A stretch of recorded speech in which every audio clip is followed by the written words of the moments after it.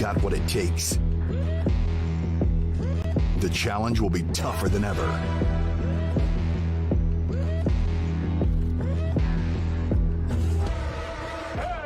In 2023, international esports has a new home. Over 100 nations fighting for the championship in a celebration of everything that makes esports great. Who will rise up to the challenge?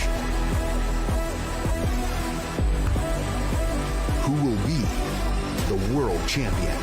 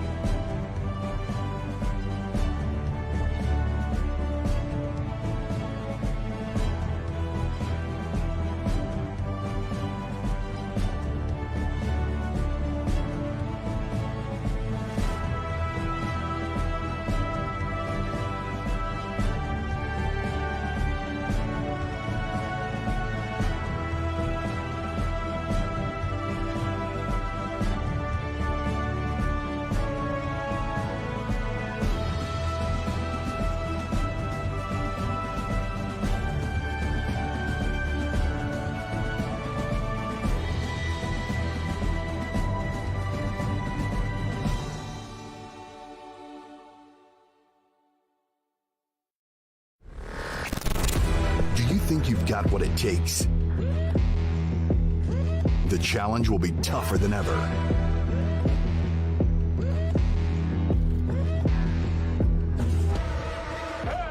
In 2023, international esports has a new home. Over 100 nations fighting for the championship in a celebration of everything that makes esports great. Who will rise up to the challenge?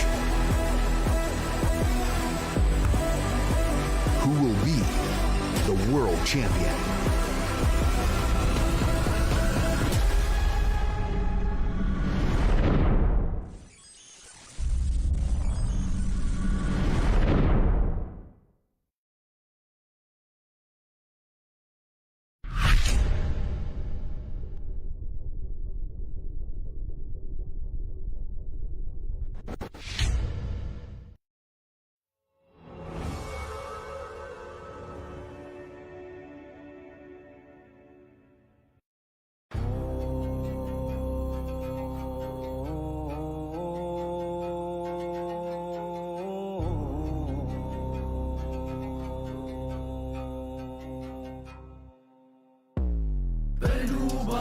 lo myonga da ke bocho kutse riwasho chase lo belendu ba la ke lo myonga da ke bocho kutse riwasho chase lo Just bege taro chimnara shu charo maso di lu ge do magde zulu ye ma chele du so belendu ba la ke lo jada bege bulu ye bil hey shigam da do ye misking it am the pa ma lu di ge bo du shi ba cho so lu ye ma ma you ma sem tap nga chi da kam nga chi ge da na ke bul cha myong ge ba cho gi ka ji le pap me ju saka yu di ye misugi dong ka da jap ka du myong gi jap ta chi nang gi so wa ma sha ge sem ka shab dung da guru gi lung gi na me pen ngom ba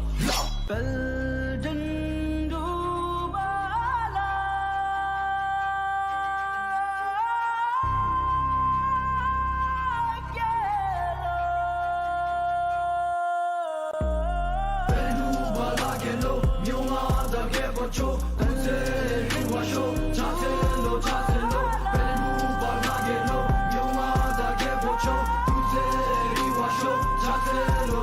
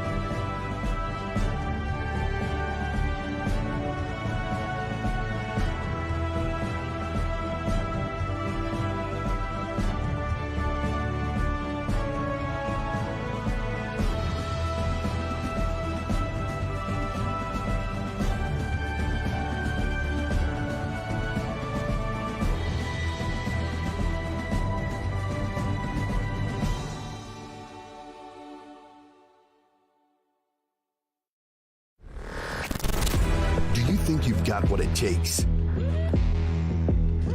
The challenge will be tougher than ever.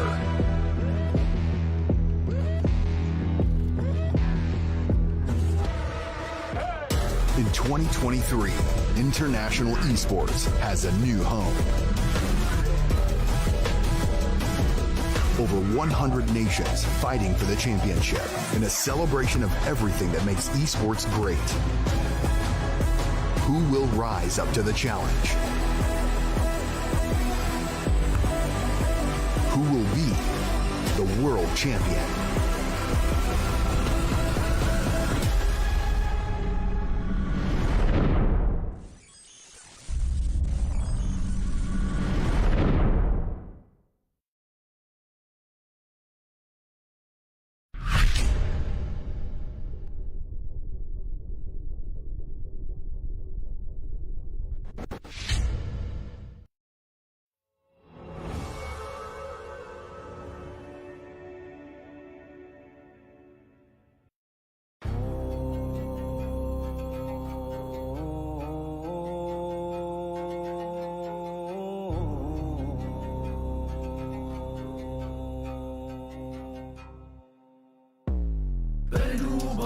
lo myonga da ke bocho kutse riwasho chase lo belendu ba la ke lo myonga da ke bocho kutse riwasho chase lo jesu bege taro chimnara shu charo maso di lu ge do magde zulu ye ma chele du so belendu ba la ke lo jada bege bulu ye bil hey shigam da do ye misking it am the pa ma lu di ge bo du shi ba cho so lu ye ma ma you must tap nga chi da kam nga chi ge da na ke bul cha myong ge ba cho gi ka ji le pap me ju saka yu di ye misugi dong ka da jap ka du myong gi jap ta chi nang gi so wa ma sha ke sem ka shab dung da guru gi lung gi na me pen ngom ba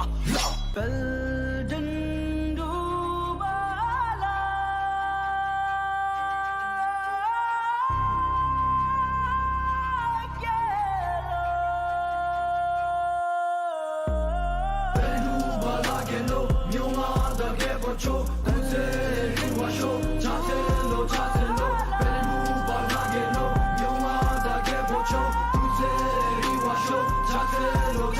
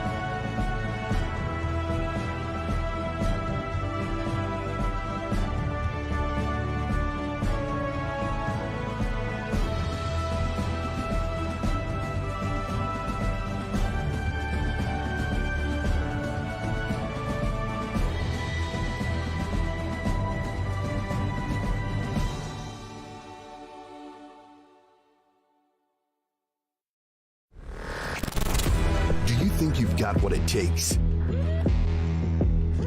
The challenge will be tougher than ever.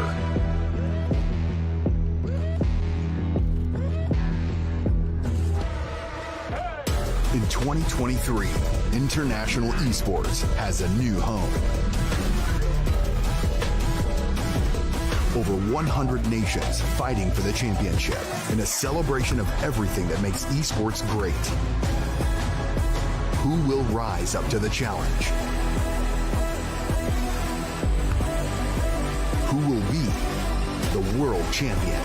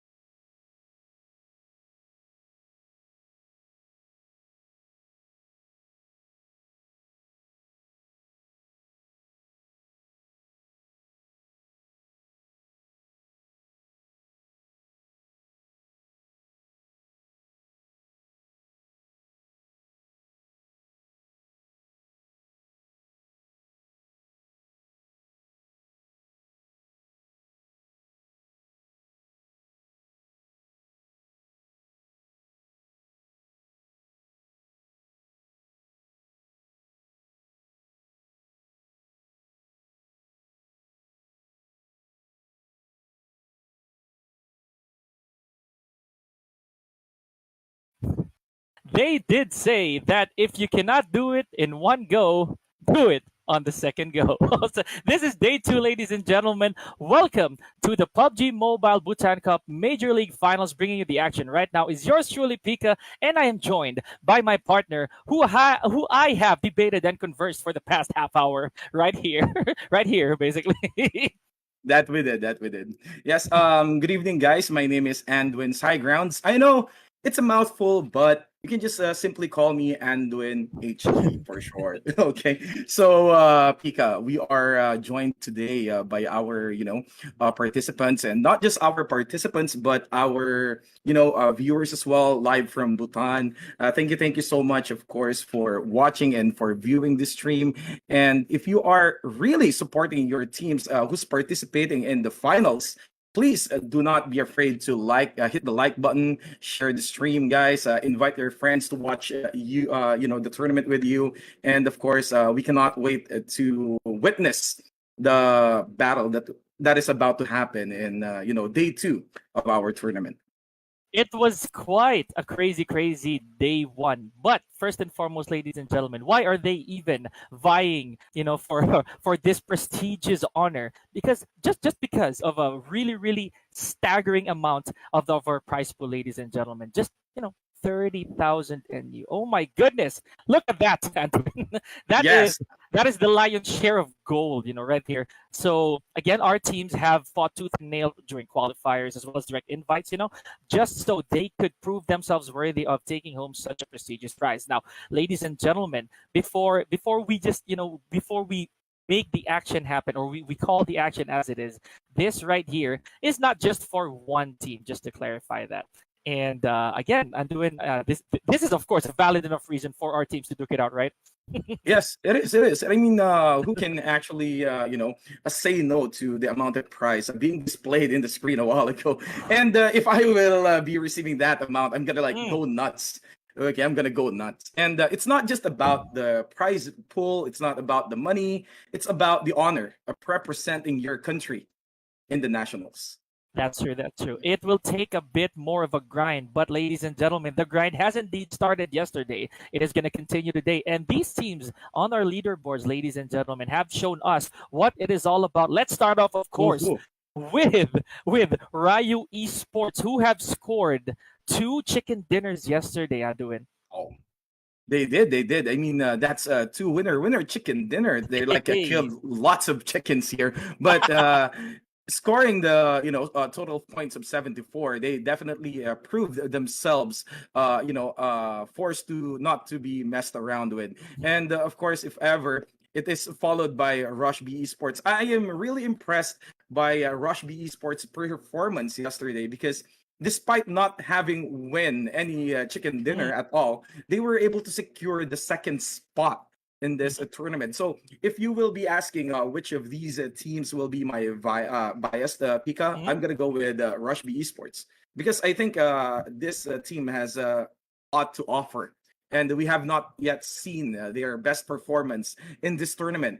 They may still catch up to Ryu Esports, and I'm not saying that the rest of the teams cannot do so, but I think there's a big possibility that Rush B Esports may topple Ryu Esports in the top spot. That's true. That's true. Okay, so again, we're gonna tackle on these later on, ladies and gentlemen. But for those of you who wondered why these scores are such, the MVPs for yesterday who racked up these eliminations, ladies and gentlemen, take a look at your screens. We're gonna start off with fifth highest placer being Ryu Shinigami with 10 kills, followed by Rush B's Rising Up. I have witnessed this myself. These 11 kills right here really put a chunk on that scoreboard, followed by Versace. Now, this is where Red Queen and Cat Uprising yesterday, Anduin, was really, really putting it out there. This man has really tickled their fancy with 11 kills. Now, Ryu's Gojo, as the namesake goes, he taught these people what kills are really about with 15 kills. That's one of the biggest 15. leaps. Right, exactly. That's a payday right there. Yeah, it is. But with, of course, Forsaken's Hades with a sweet 16 is really our top one in terms of the eliminations yesterday with, again, sweet 16 kills. That is only day one, Anduin, and we have a lot to watch out for today here on day two. Yes, definitely. And if you will be, if I will ask you, Pika, how many kills do you think these teams are gonna put in the scoreboard? I mean, Oh boy. we've seen them. They're like machines in terms of fragging each and every one in the field. The way they position themselves in, in the terrain, be it Miramar, Erangel, Sanhok. It's like, they are the capable of adjusting to their environment and displaying dominance as they do so. But again, let's not cross out the other teams. Okay, they Yeah, still have a chance, but if they really want a chance to, vie or gun for the prize pool and the chance to, represent their teams or the nations or their nation in the national, they have to really do well in day two. that's right. So to answer your question real quick, I think I'm looking at about another 15. 15. Honestly, Okay. Okay. if that's a number I'm gonna bet on, give or take a couple, maybe 13, 14, 15, 16 Okay. at max. I'm within that spectrum because I could say that day two is kind of like a holy grail day. It is in between the first inning and the final outing. So that itself is enough for you to adjust, right, and to dictate where you're going to be headed towards the nationals. So I would say that around 13, 14, 15, they're also going to be cautious because one thing that many players of PUBG and competitive PUBG actually are very surprised with is how the point system actually changed, Mhm. especially since winning a chicken dinner now entitles you to 10 points, right? In succession, a big leap to 6 points only if you play second, and then third goes with 5 points, fourth with four, three for the fifth, six with two, one if you land 7 to 8. So that's still very important. And when you're 9 to 16, sadly, you're not going to get anything out of it. So you're going to have to make it up with your kills/elimination. So that's something that we have to look out for today. Are they going to make it up for eliminations or for the chicken dinner itself? But ladies and gentlemen, Anduin, where are we going to go first on day two? Okay, so first we're gonna fly, okay, Hey, over Sanhok. Okay, so it's the tropical map of yes, Sanhok, and again, this map is really, really, surrounded with water, and it's gonna be. We can expect a fast-paced game in this map, and that's true. I really cannot. I really cannot. Fathom. If ever, if you me, if you're gonna ask me, I have my favorite, least favorite, and of course, like my second favorite map Oh boy. in terms of PUBG. My most hated map in this entire game is Sandhawk. My best Okay. map is Miramar, and then followed by Erangel. What about you? What about you? You know what? Okay, so realistically speaking, you just gotta switch it up. My favorite, of course, is Erangel. You can't beat the classics. it is, Okay, it is, classics. it is everyone's love right there, Yes, Erangel. yes. And then Sandhawk and then Miramar for me, but that's not the case today. We're gonna go with Sandhawk first, as we mentioned, Mm-hmm, Tropic Thunder, as we like to joke about it. So mm-hmm. beautiful stuff right there. It just reminds you of island life, if anything, Tropical. for Sandhawk. Yeah, it is monsoon season, if I may. But Yes. that's the exact opposite if we go to Miramar. And yesterday there were a lot of notable, or rather memorable moments when it came to Miramar. They had Mm-hmm. some really odd interactions, and Erangel, big question mark. But ladies and gentlemen, we are about to head into the action. I myself am super, super excited with Sandhawk being our baptismal map, the very, very first map for day two. I'm just putting it all out there. 15 kills. Oh, Let's 15 kills. Let's go. Let's go. Let's go. Again, guys, Sandhawk is a tropical map. If you will be hearing the word tropical or like a tropical place, you can like imagine it's a place of relaxation, but there will definitely no place for relaxation for our players as they land on the map of, Sandhawk. Sandhawk. All right. Okay. Awesome stuff. Here So, we go. Look at this, man. mhm. I mean, sorry to cut, but here we go. Looks like the plane is really redirecting itself towards the southwest corner, Mhm. and that will definitely mean some teams landing in Charlie and Alpha. See, that's what I was mentioning earlier. Off Yep. camera, folks, I was telling telling Anduin I'm landing in Hatin, but right now it looks like Team Ryu. Look at this. Straight to the action goes to Camp Alpha. So they really landed straight to Alpha, and we are now going to our game, and they are securing their loots, but they are being surrounded by lots of players here. Omega and the rest of the gang is landed. Oh, there has been some casualty already. Okay, one casualty. Flacco got gunned down, and we are now down to the last 3 members of Omega. Like what I said, it's like a fast-paced game for each and every players in this map. Sandhawk is not a forgiving map for each and every players right here. Not at all, man. I mean, barely got the chance to stack his backpack up right there was Flacco. Yeah, the Omega doing really kind of bizarre yesterday in terms of points, but still not something to scoff at. There it is! DBS is the name of the game here, ladies and gentlemen. And Choser, I hope I read that right, but Choser already starting things off strong with one elimination. Now on your camera is No Vision. No Vision actually also was a very popular player yesterday, if I may, Anduin, when it came to these really memorable moments. Now, so far he's at Paradise Resort. A lot of our players chose to go to Paradise Resort. Again, it's the abundance of loot, right? So look at it. He's already stacked up on the armor as well as the helmet. 2 medkits as well. That's right, Pika. But look, it's we are now down to the last player of No Vision. We are down to No. So how is he going to fend himself off? Because he is surrounded by every players of Omega, and then we are now with Whoa, with the down. They're gonna be like a double kill right here. No, I don't think so. Slowly but surely, they're approaching Nono, but Nono is in a very well positioned area right here. Okay, so okay, nope. There will be no further engagement in this place. There's Molotov being thrown in the area, but Nono was able to get out of the way, and it's gonna be a 1v1 situation between Balazip and of course Nono, who's gonna take home the bacon here between the 2 of these players. They're really gunning for each other's neck. This is actually very bad for Nono, if I may.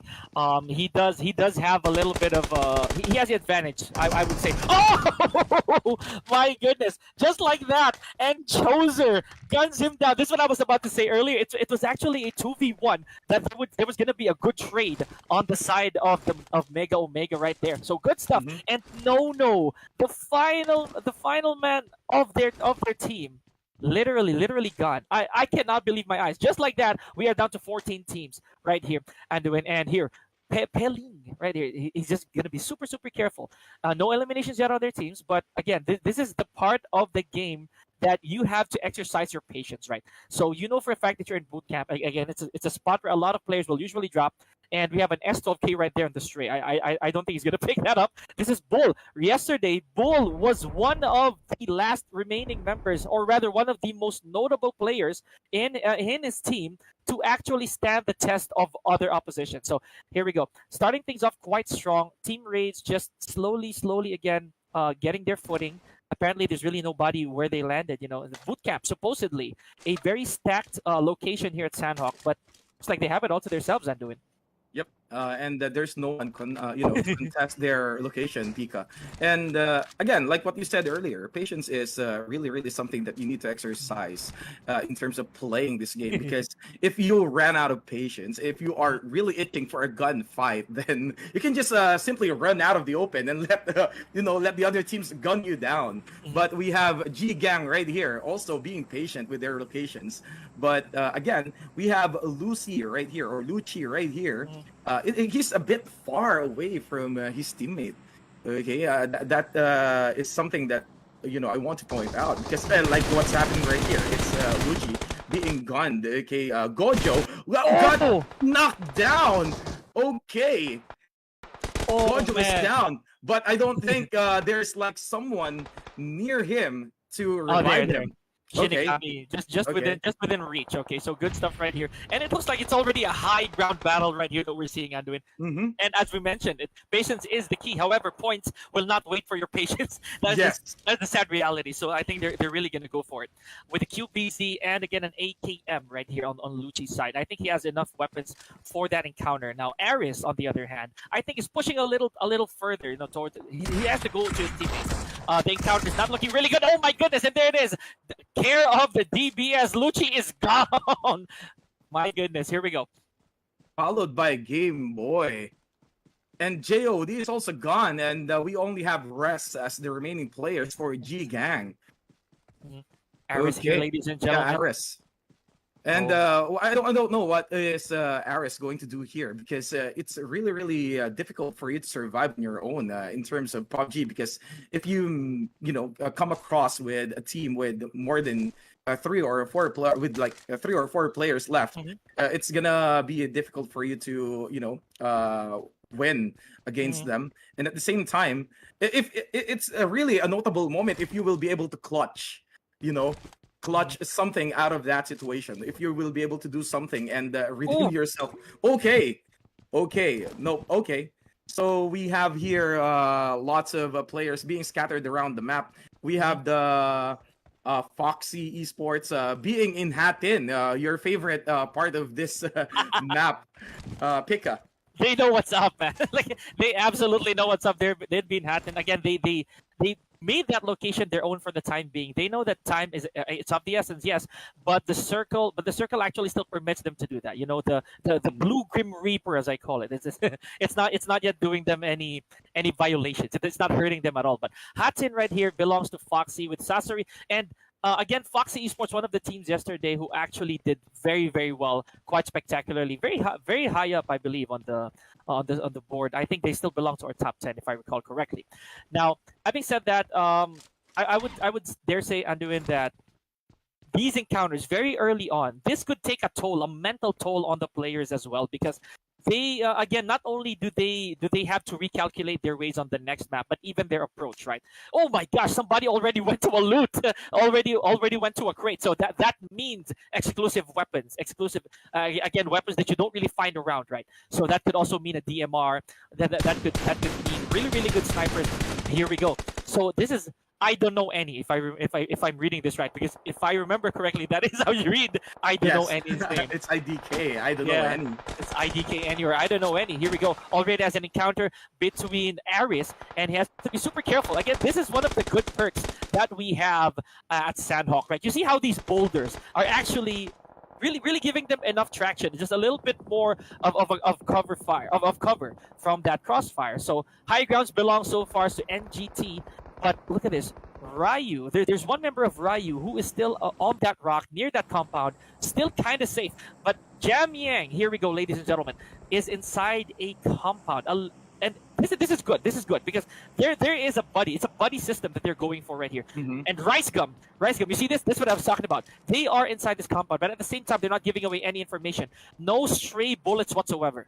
Yep, they really need to persevere, and at the same time make sure that whenever they launch an attack, it's going to be really efficient, or maybe they will be able to knock down any of the players that they're aiming for, because if they miss, it will give away their position. So Ryu right here, they still have 4 members, and they positioned themselves really well in the map right here. Like what you said, here in Sandhawk, if you can also position yourself in the high grounds, it's like an advantage for you because you have the entire, field in your sight.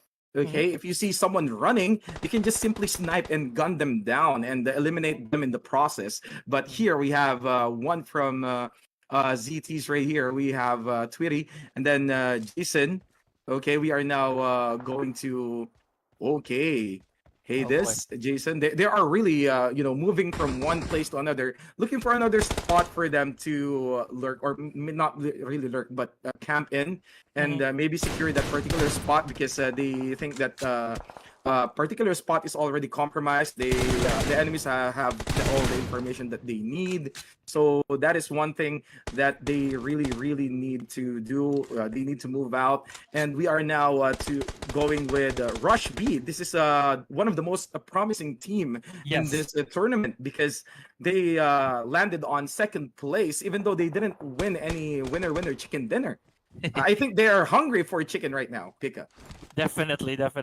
And speaking of which, I remember Rice Gum is he belongs to one of the top fraggers that we had yesterday. So that again says a lot.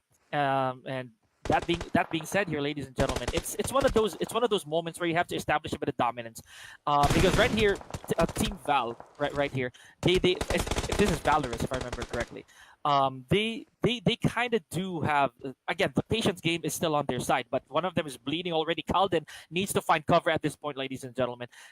Open space as well, but this entire compound, or basically this entire zone, still belongs to them. Sure, there's a bit of a gunfight, especially against Forsaken, but this is still a pretty good spot, if I may. They have one vehicle right there for their use if they need to, go inside the playable zone.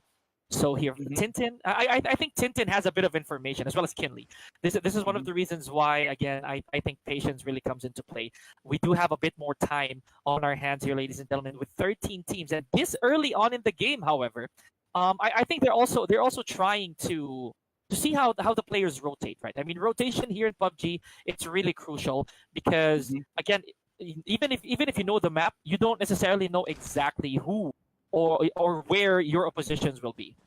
That's right. That's right. And speaking of, Valorous Esports, we just want to give acknowledgement to Mrs. Pema Yosang Dorji, Hey, yeah. the mother of Kelden from Valorous Esports. She is watching together with her gang. Thank you for, bringing your gang, to watch your son play in this tournament. And so far, Valorous Esports is doing their best to hang on. And I saw a while ago that Kelden is like red in terms of his life, but he was able to heal up and get back to his feet, in the nick of time. And there's no, encounter yet for as of now. And G Gang, there are, we still have Aris holding on for dear life. I mean, it's been a while since Aris, or since the group of G Gang got eliminated, and it's just Aris standing alone. So concealing is like Aris's, I think it's like a talent. Yeah. And he's really good. He's not giving away his position enough for him to get taken down. Maybe he's waiting for the perfect opportunity to assault someone, and there you go. So we're gonna say goodbye. I think I just jinxed it, man. I think I just jinxed it, Pika. I'm so sorry. It is one of those curses here, ladies and gentlemen. Yes, Aris, G Gang's Aris definitely ganged up right there by Valorous Esports, and that's what we were talking. Or was that Forsaken? Oh no, it was Valorous Esports. Yeah. So I would dare say that he held on, as you mentioned. He tried to hang on in there a little bit longer, but there was really nowhere for him to go. That was a 4v1, pretty tall order. And again, the gunfight really was not gonna go in his favor, no matter what. You are gonna have to pray to all that you could for you to survive that situation. But here we go, ladies and gentlemen, up to speed right here near the bridge is a very, very good encounter between Ryu Macpan and Valorous Esports. Very near. As you notice here, ladies and gentlemen, we are already narrowing down our play zone. The blue Grim Reaper has started to move once again, and now it's Tintin who's bleeding from the neck down here and needs to be picked up. And Kelden, again, maybe with a bit of a buff, being watched over by his good old mom, still survives to fight another game. Right. Speaking of red, here we go. Druk Yakuza's Isobu, a little red here, ladies and gentlemen. So I think they really need to. Oh, okay. Oh! Proxy Sasori got taken down. Same goes with Sasori. Okay, Sobu still bleeding from the neck. Okay, Versace is already out of the equation. Okay, and we just have Ju and Suraj to continue. If they cannot get to Isobu on time, there will be more casualty and in their team. But again, it's gonna be impossible because I think Isobu is being used as the bait for them to lure out the remaining member of the crew. So Suraj and Ju is really weighing things out. Okay, they are trying to spray bullets but hitting no one. Okay. Okay. Will they see someone? Will there be further engagement? Rice Gum got taken down.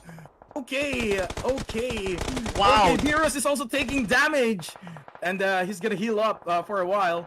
before he goes to Rice Gum, you have to really cover yourself here because there are lots of engagements coming in, and we are down to our 12 teams.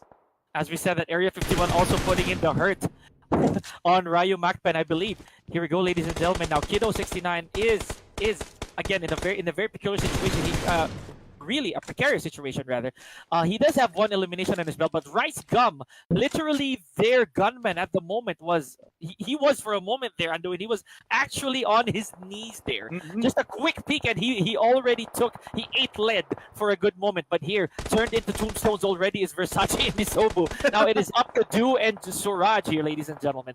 Now I think they are quite pinned right here. They are in a very tight pinch. And again, with two members down, again, a tall order. The numbers game definitely not on their side. Rush B all over the place. Area 51, Ryu Macpen. This is what we were talking about. I would expect that this kind of encounter would be way later on, Anduin, but no. These players are in it for blood as well. Glitters don't pay bills. All right, so we gotta go for those kills. All right, so those are just bars, but whatever. Okay, let's go. But they do. That what you said is actually true. And we have Valorant Esports still going at it with Ryu Macpen here in the bridge area. Okay, Tintin got taken down. He's now crawling on his knees. He's trying to go to Keldon. Okay, hoping to get revived. But Keldon will be scoping the field first because, as you hear gunshots, you already know where the enemies are. And, Yakuza Esports right here is pinned down. So we have, gunshots from one end to one end.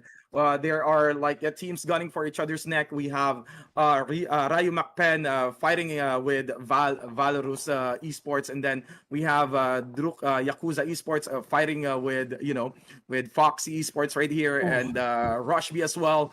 So they are really, really surrounded. But look, Forsaken Esports right here are going strong. They still have 4 members left, and same goes with with NGT Bhutan. Wow. And I am really impressed by the performance of these teams right here. And we have a knockdown off cam coming in. Okay. Tintin got taken down as well. Ryu Toxie is also down. Wow, down. Yeah, oh my down. gosh. This is not looking good, man. Hades is already, again, he's on his knees. But never mind. Again, he turned into a tombstone just like that here, ladies and gentlemen. Silly.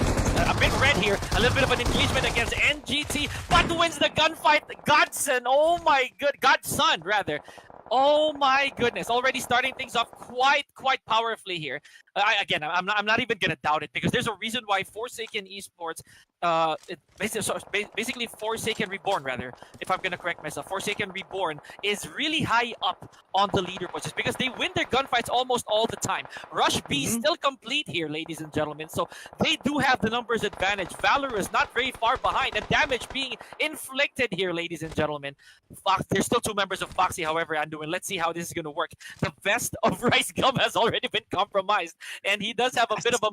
He does have med kits, but the armor definitely not going to hold on any longer here. Maybe sneeze on it, and that is it for Rice Gum. That's it. Okay, but looking a little, still, he's still quite healthy. Look at this. Zilly is... Oh my goodness! And he, however, Zilly was the one taking somebody out, but now he finds himself crawling behind this boulder here, ladies and gentlemen. He does have a medkit, but unless somebody picks him up, which is a bit far, Keldon, again, a few meters away, needs to make it. He needs to make it. But you know what? Never mind. Kinley is out of there. That is really tragic here, ladies and gentlemen. Now, Keldon, is the buff going to work, Anduin? He's going to do something. Yeah. He's taking a chug off of that energy drink. He has to make a miracle happen. Because Forsaken Esports still up and running. Tall order, my friend. Tall order. But let's see if the buff will definitely work. But Zilly is up, and they are going at each other's neck. So it's gonna be Keldon versus Zilly of Forsaken Reborn. There's like a grenade being thrown. Okay. Oh, and it hits. It hits. It hits. It hits. Okay, it hits. But again, gotta take it slow. Keldon is still up. He has not yet been eliminated, but again, he is like down to his half of health right here, and there is like the Blue Reaper is slowly closing in to our players. So Rush B and Forsaken Reborn has themselves positioned in a well spot here with the boulder coming from Zilly providing cover. They are now running uphill. Okay, Zilly trying to scope everyone on the field. They're throwing grenades or maybe scoping, sniping everyone. Rush B and will be able to take down one of the members of Rush B Esports right here, ladies and gentlemen. Oh my will God! There it is. emerge? Okay. Oh, Jamiang turned into a tombstone, just like Pika said earlier. There are tombstone from one place to another. It's really hard to tell who's gonna win the chicken dinner. We are down to our 3 teams, but I think it's gonna be the moment of Forsaken Reborn because they have the advantage in terms of terrain and the numbers. You know what? I'll look at it right now. And I'm gonna correct myself. Forsaken Reborn, already looking really, really healthy. But I was about to say that earlier. I saw the lurks of Rage right there. Basically, Rage. Rage Esports has already done their job for the time being. There's 2 of them left. Bull and Paling, if I'm reading that right. They actually were on a very good spot earlier, just letting these other teams look it out, and then just come in to pick up the scraps. But here we go, ladies and gentlemen. Ronin takes out Jap869, if I read that right. And Zilly had 7 kills prior to that, so he already has 8 to his name by himself here, ladies and gentlemen. Now again, here we go, holding the torso. Both these players, both these teams, we now have a duelo here, ladies and gentlemen. This is a 2v2, but not looking quite good right here. Beast, however, from Foxy, still pretty healthy, ready to engage. Is he gonna go for that duel? Is he gonna challenge? Is he gonna challenge Zilly right now? He does have fun elimination, takes a few bullets in, and now again just right behind him is the Blue Grim Reaper. What's gonna happen? Who is gonna go down first? Okay, who's gonna go down first? And definitely take him down. Flick coming from Beast. Wow. One more. One more. They just need to secure a kill for Jason here, and Foxy, Esports can still turn the tide around, but the Blue Reaper is slowly getting in on them. Okay, much excited. Oh, the chicken dinner, ladies and gentlemen, belongs to Foxy Esports. Oh my goodness. I thought it's gonna be Forsaken Reborn. You're not the only one, my guy. Zilly is insane. Okay, so let's take a quick look at this here, ladies and gentlemen. With just 6 eliminations, Foxy Esports, however, manages to secure their chicken dinner. That's a good chunk of 10 points right there, and followed by Forsaken Reborn. Let's check them out, Anduin. How did they do? I mean, they really did great. I mean, in terms of team eliminations or player eliminations, right here, they have the upper hand. I mean, Forsaken Reborn, they have a lot. I mean, look at that. I mean, that's a total of what, 14 kills. Okay, 14 kills. I told you. But again, just it's not just about the kill anymore. It's about strategy as well, because chicken dinner or win-win chicken dinner is equivalent to 10 points, and still we cannot ignore the fact that Forsaken Reborn is capable of getting lots of frags and dueling with every teams out there, especially with Rayo Macpen and what you call it, Rush B. Wow, I am really Rage as well. I am really impressed with how they did it. Okay, but again, it's at the end of the day, it's gonna be Foxy. Okay, who will take home the first chicken dinner for tonight? And what a Sandhawk first map, first game of the evening, or at least day, for everybody else who's watching. What a wonderful, wonderful start. So I hate to be right all the time, but the 14 was definitely there within the 15 spectrum. But ladies and gentlemen, we do have to catch our breath real quick. Next up will be Miramar. After this short break, we are going to continue with the PUBG Mobile Bhutan Cup Major League Finals when we return.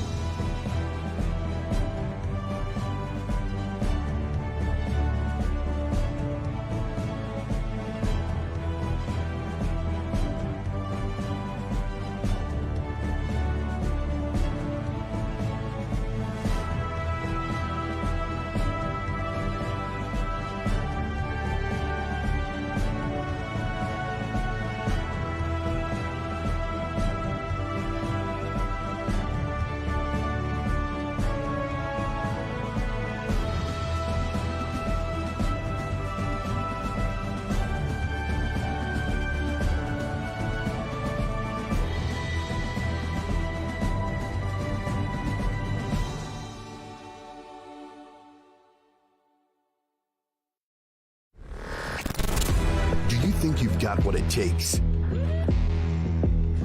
The challenge will be tougher than ever.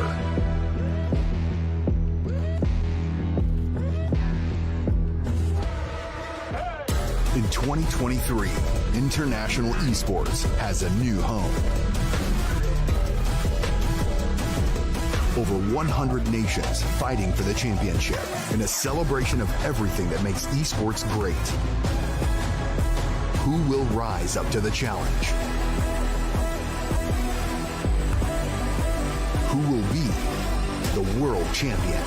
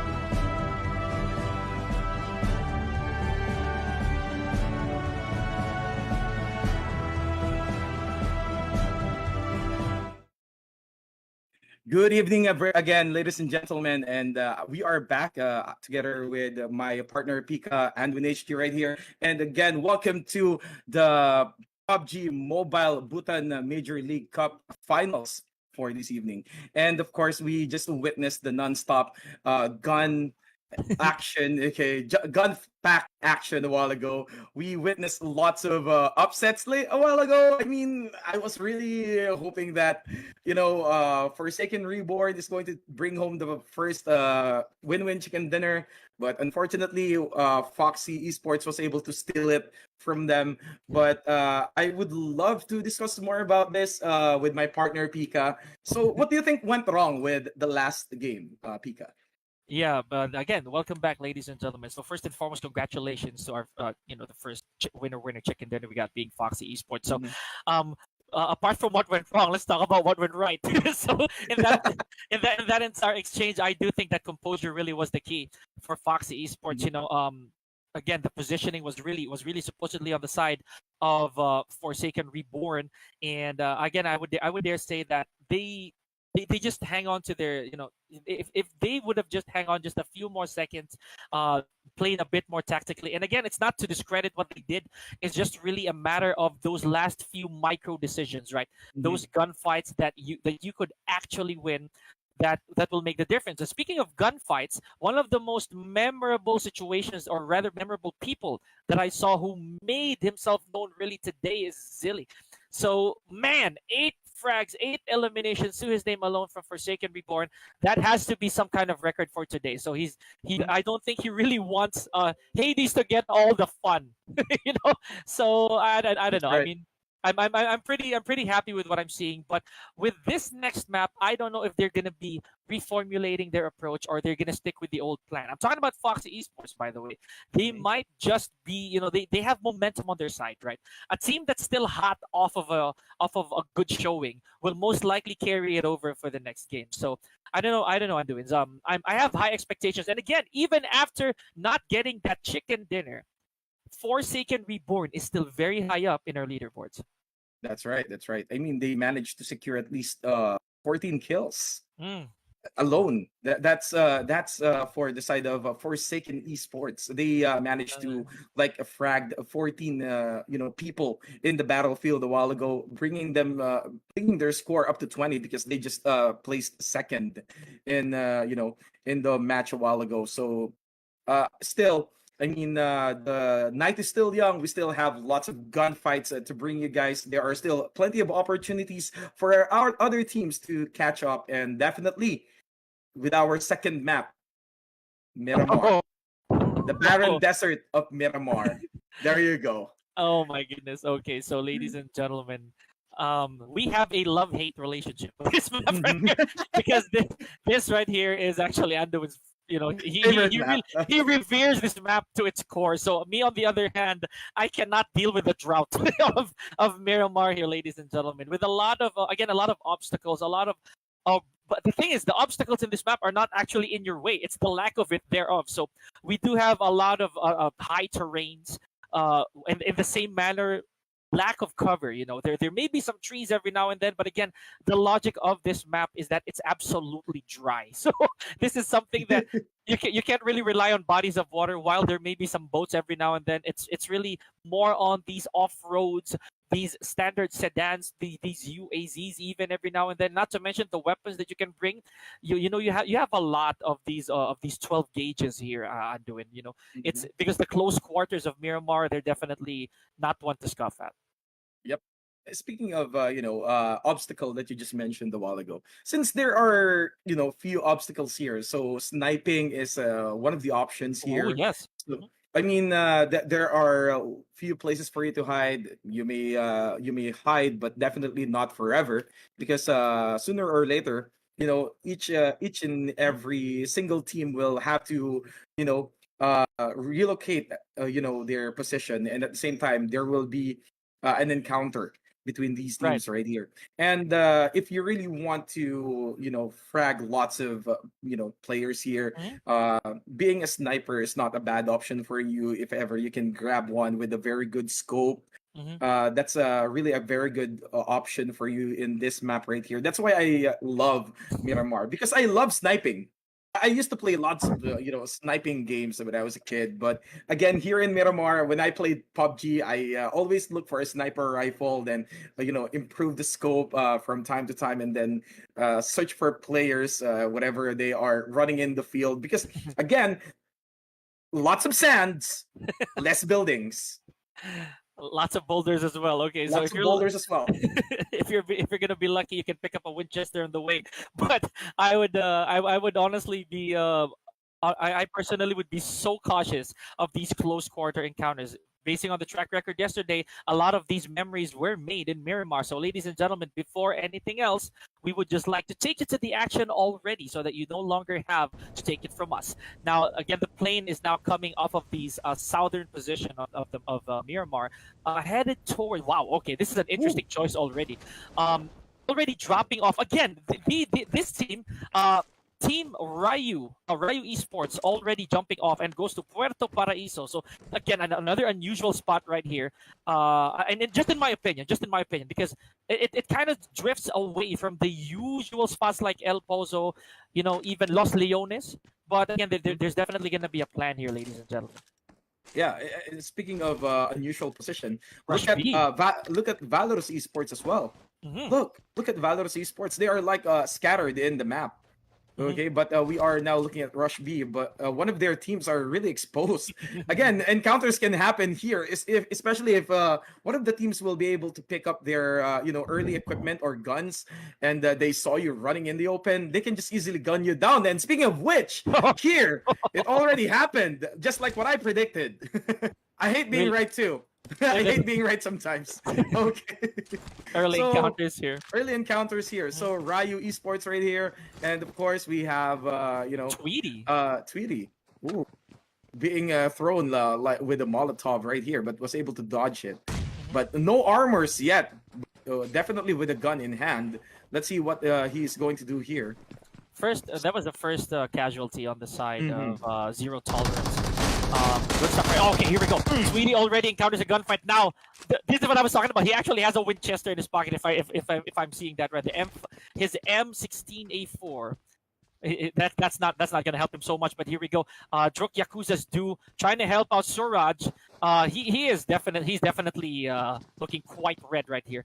So not really a good look. Not really a good look. And very early encounter, ladies and gentlemen. I hate saying that a lot, but it's not something you really see out of PUBG Mobile. But again, they're really eyeing for these points, this elimination points. He does get a few more hits even while he's concealed here, ladies and gentlemen. Now Tweety manages to heal, gets a bit of backup here. What is that? An ambush? It does. Oh, okay, never mind. That is it. Ooh. That was due. That was due from Druk Yakuza. I They don't know. pushed. They pushed. Was that a teabag? Did I see a teabag right there? I hope not. Oh my I God. hope not. I hope not. I thought I was like seeing a teabag right here being committed by Tweety, but again, I am really surprised with Tweety right here. He held on to his position and he waited for his comrade to arrive and assist him with the gunfight. He was able to knock down Suraj like the second time, and then his backup arrived and knocked down the other member of Druk Yakuza Esports in the process as well. So now Novik right here is healing up, and wow, a jump pack action gunfight in the early part of the game. But those are not sniping. Okay, again, that's a close quarter combat, and they are definitely really doing their best to maintain their positions right here and prove themselves worthy of being in this tournament. No vision right here, ladies and gentlemen. Still quite healthy. But again, they're gathering their resources. They kind of need that. And they have this entire zone to themselves here, ladies and gentlemen. The mini map we're gonna take a look at that later on, as soon as these players have they started seeing more eliminations. Speaking of, no, never mind. No visions. No, got taken out by Gojo already. So that's one casualty on the side of NVE here, ladies and gentlemen. And again, they're starting things off quite strong, specifically Zoro from Ryu Esports. He already has himself an M416 complete already with his nades, a bit of resources here, painkillers and all that, as well as a med kit. So he can hold his own ground, and he's a bit distant from the rest of his kind of distant. They're rotating properly here, ladies and gentlemen, and they know that there is somebody from NVE behind this compound here, ladies and gentlemen. Now, Gojo already had that elimination here, and that's what we saw earlier on. Again, this is momentum we're talking about. We know that Ryu Esports and both of them, as well as Ryu Macpen, are some of the teams that people have been looking out here for, Anduin, and they've been turning up. They definitely have showed why they are top dog. But the rest of the teams, such as Foxy Esports, we haven't seen much of their action yet, are definitely they have plans, right? They don't want this to go just one way. Yep, I mean they won't go down without a fight. I mean, we are yes, you are the top dogs, but definitely consider us one of the best underdogs that you will be facing in this in this tournament. And we have now NVE with a gravestone for No. OMG, that's a very early gravestone. And now the blue is coming in. The blue Reaper jumping. NVE. Ooh. Okay, 16. All right. Still, you know, I mean, the Blue Reaper's damage is still pretty Eh. tolerable here in this part right here. I can But take it. yeah, I can take it. I can take it. I'm not gonna like move here and reveal my position. You know, bullets hurts more than the Blue Reaper as early as now. Yeah. So, Ryu Macpen right here. Still, we have Zoro alone and trying to engage. I mean, Zoro is pretty gutsy right here. I mean, he's alone and he's trying to take out at least 3 members of NVE. So we have here continue. Okay, bringing you know, the vehicle together with one of the teammates. Zoro 6 is still inside the blue and not minding the damage at all.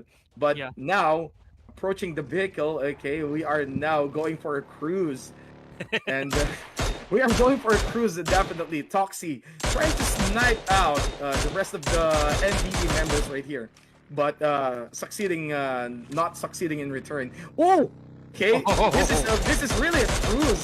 But, okay, shower is Unbelievable. spraying bullets but hitting no one in the process. See, okay, when are you going to stop? When are you going to stop? And This that's is not good. unbelievable. He was actually shooting at the boat, ladies and gentlemen. Yes. With a DMR. Gojo. Oh my goodness. Oh, now we're looking at Gojo here, ladies and gentlemen. So there, this is when it starts to sting a little bit. You know, this is where the Blue Reaper actually is claiming his dues now. Your health. Here we go. So that stings a little bit for Gojo, but he is the only one in the entire team who has an elimination just yet. Continues. Apparently still on a vehicle so far. NVE's no already out, already eliminated. So that really narrows down to their last 3 men, and it looks like the circle is gonna close down around Minas del Valle or Chumacera, one of these two. And time really does fly when a lot of action happens here, Anduin, because these teams are now really running away from death himself and are gonna try to make their way into the safe zone. Now, if you look at El Pozo, very cautiously, our first winner chicken dinner team still there, stacked like a bunch of eggs in El Pozo. They're not moving. they are literally just there. I don't know what's going on, but I saw Ryumak still in Puerto Paraíso, and Oh! oh, okay. He got knocked down. He's now you know, holding his stomach right there, crawling for dear life. Okay, but he's being revived by Pain. Okay, so because Pain said, "I can feel your pain, so I'm gonna revive you." Okay, but there's no movement for Ryu Esports in Oh my gosh. you know. Okay, so they got taken down, both of them. Oh no. So are they gonna turn into Tombstone? We still have No alive for them to you know, alive for him to revive the rest of his teammate. But again, the blue is starting to hurt. It hurts. That is something that you cannot ignore anymore. You have to move, okay? Because I mean, this is like one of the things that we talked about earlier, Pika.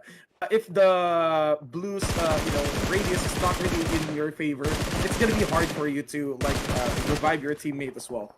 Oh, a bit of a selfish choice right here from Nono. That's what I was talking about. Now Gojo takes him out in the gunfight. Literally a long way. Literally a long way. Now that means that the entire team has been eliminated here. So good stuff. And now Omega with a crazy encounter so far with Area 51's Wangs. And these other teams, they have their own business happening right here. Look at this. Okay, that's hate. That is hate. Okay, but please don't be hating, right? All right, here we go. Don't be hating. So Ryu Macpan still looking pretty strong here, ladies and gentlemen. I was about to say that was a valiant effort. That was really a valiant effort from No as well, and from No Vision, the entire team of No Vision. So I like that. I would give that to them. But they are another team eliminated. So good stuff. We're already looking at a very, very strong start here from Ryu Macpan. They're very cautious. None of them really taking significant damage just yet. And they have their hands on some buggies as well, some vehicles. So traveling really won't be a problem for them. They're trying to position themselves where they know they can stand a little longer, because that was the problem, as we mentioned earlier. The blue Grim Reaper has already taken so much damage, has already granted, has already claimed some lives. I mean, it doesn't hurt, like what we said in the beginning, right? It doesn't hurt during the first few circles, the first few limitations, but as soon as it shrinks down and you're far from it, that's when you have to recalculate your ways. Now, Ryu here, a spot stun very, very early on. Look at this, a bit of a wildfire. And still, again, I have nothing to say. They're still pretty healthy, and they look like they have a good sense of rotation, Anduin. Yep. I mean, they are taking their sweet time. Look at that. I mean, they are not really moving in far away from, from the Blue Reaper. I mean, they are just like in the side of it. They are inside, but they are not moving far away from the, from the Blue Death itself. So it's really, really, it's really, really okay for them to roam around, because that's where the players are least expecting them. So that's a very good strategy. But Rush B as well, I can definitely say the same for them, because they are still healthy. They're also well positioned right here with the guns in their hands, shooting wildfires as well, spraying bullets, trying to hit someone. Kido right here, Kido 69, not being able to do so. But again, here in Miramar, it's not just about, it's not just about the terrain. It's about crouching as well. You have to crouch as much as you can in this area, because if you show at least a bit of your heads here, it's gonna be, something that your opponent can take into their account, or maybe into their advantage, and shoot you right there, and like, give you a one tap, But we have Area 51 right here, Omega as well. But they're already down to their last 3 players, shooting guns right here, hitting someone. They're hitting someone. Okay. Cosmo is hitting someone, definitely, from Forsaken Reborn. That's a good spot as well. That's a very good spot. It is. So I mean, definitely, we're still down to our 14 teams, but it depends on how well positioned are you, and we can see lots of rotation coming in from Forsaken Reborn with the convoy of vehicles right here. I mean, it's like getting a grab, but it's like a grab, a convoy with vehicles right here. So vehicles are very crucial as well here, because they can use it for cover. Okay, now Cosmo takes a bit of damage right here, and as we mentioned, Forsaken Reborn now storming into the location of the Mega Omega like FNF. It's Fast and Furious. It is family. So they really brought their cars in. Let's see if again the Mega Omega right now they're no longer complete, and this is a 3v4. I think they smelled the blood here, ladies and gentlemen. So Forsaken Reborn, they did take a little bit of damage. Specifically, Jason, he has to be picked up right here by Zilly. Again, Zilly earlier on, ladies and gentlemen, bagging 8 eliminations by himself. He might still have that trigger finger ready to go. Now, I would dare say that Hades, again, remember yesterday he was Mr. Sweet 16, and now apparently he's taking the wheel. So far he's on that rotation duty. Let's see if there's gonna be again another game plan here for Forsaken Esports, because I think this engagement made them think twice. They lost a lot of health doing so.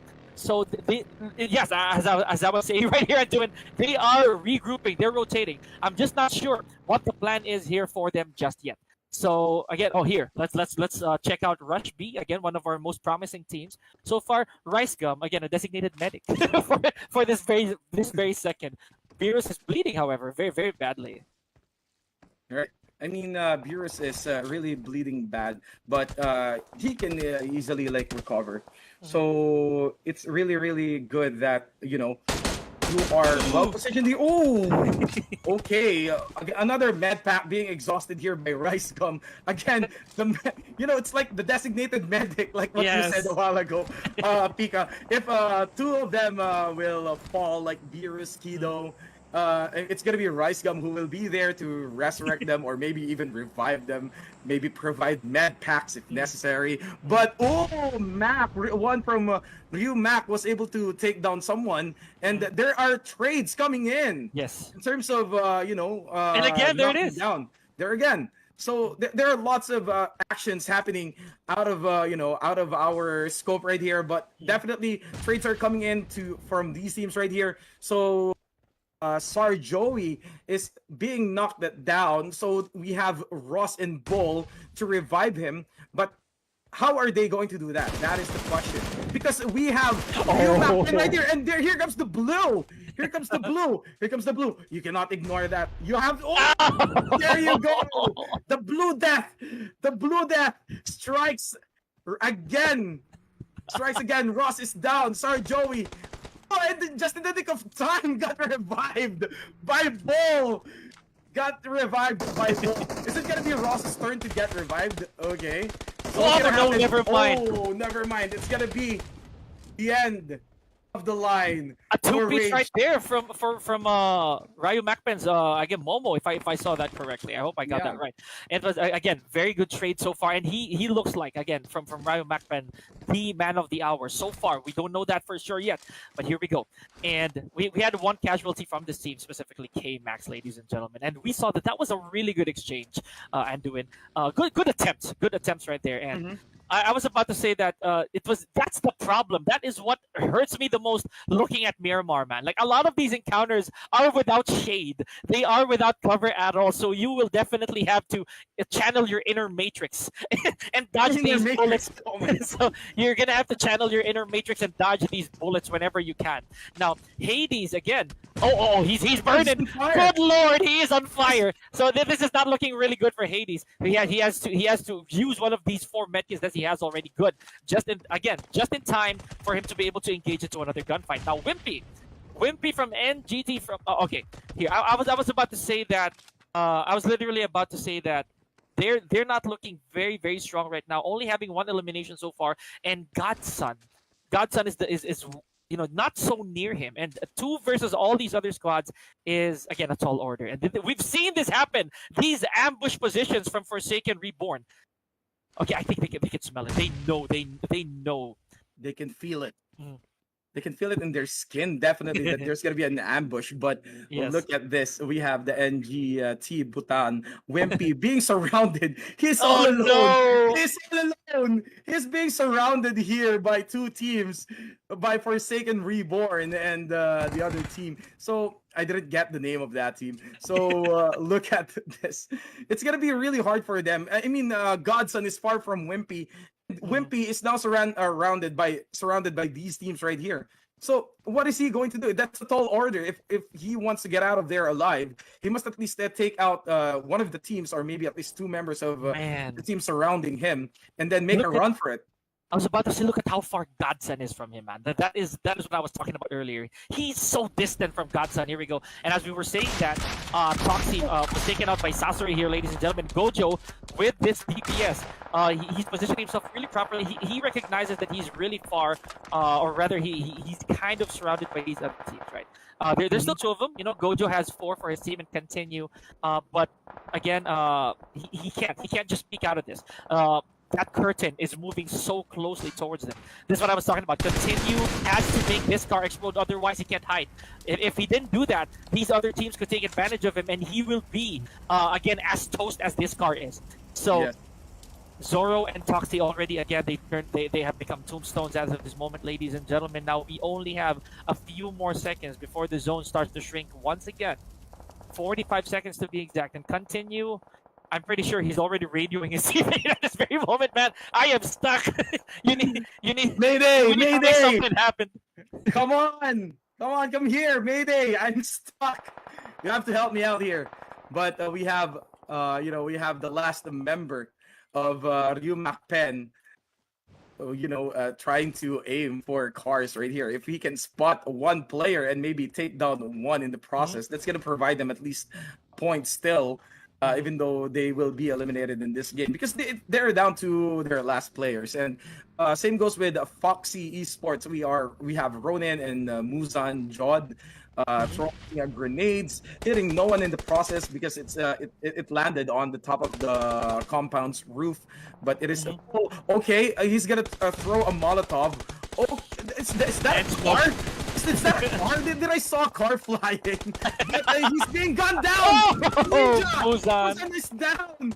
Being solid. Oh, with the grenade. That is so relentless. Oh.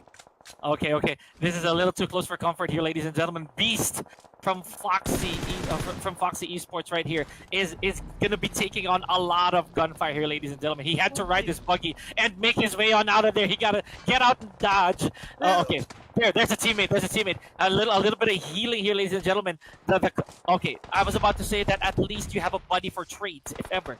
Now, Rush B's Kiddo is the lone survivor here, ladies and gentlemen. His armor looks a slightly compromised. Level 2 helmet there. Just getting as much bandages, as much healing as possible. Gotta hold it up for the group. Gotta hold it up for the team. But again, still just a few inches away from this from the Blue Green Reaper here, folks. Interesting stuff right here, my guy. Now we have 9 teams left, and imagine how small the play zone already is. Yes, definitely. I mean, the only way for them to, is for them to win is for a miracle to happen. And even if they don't win, at least they can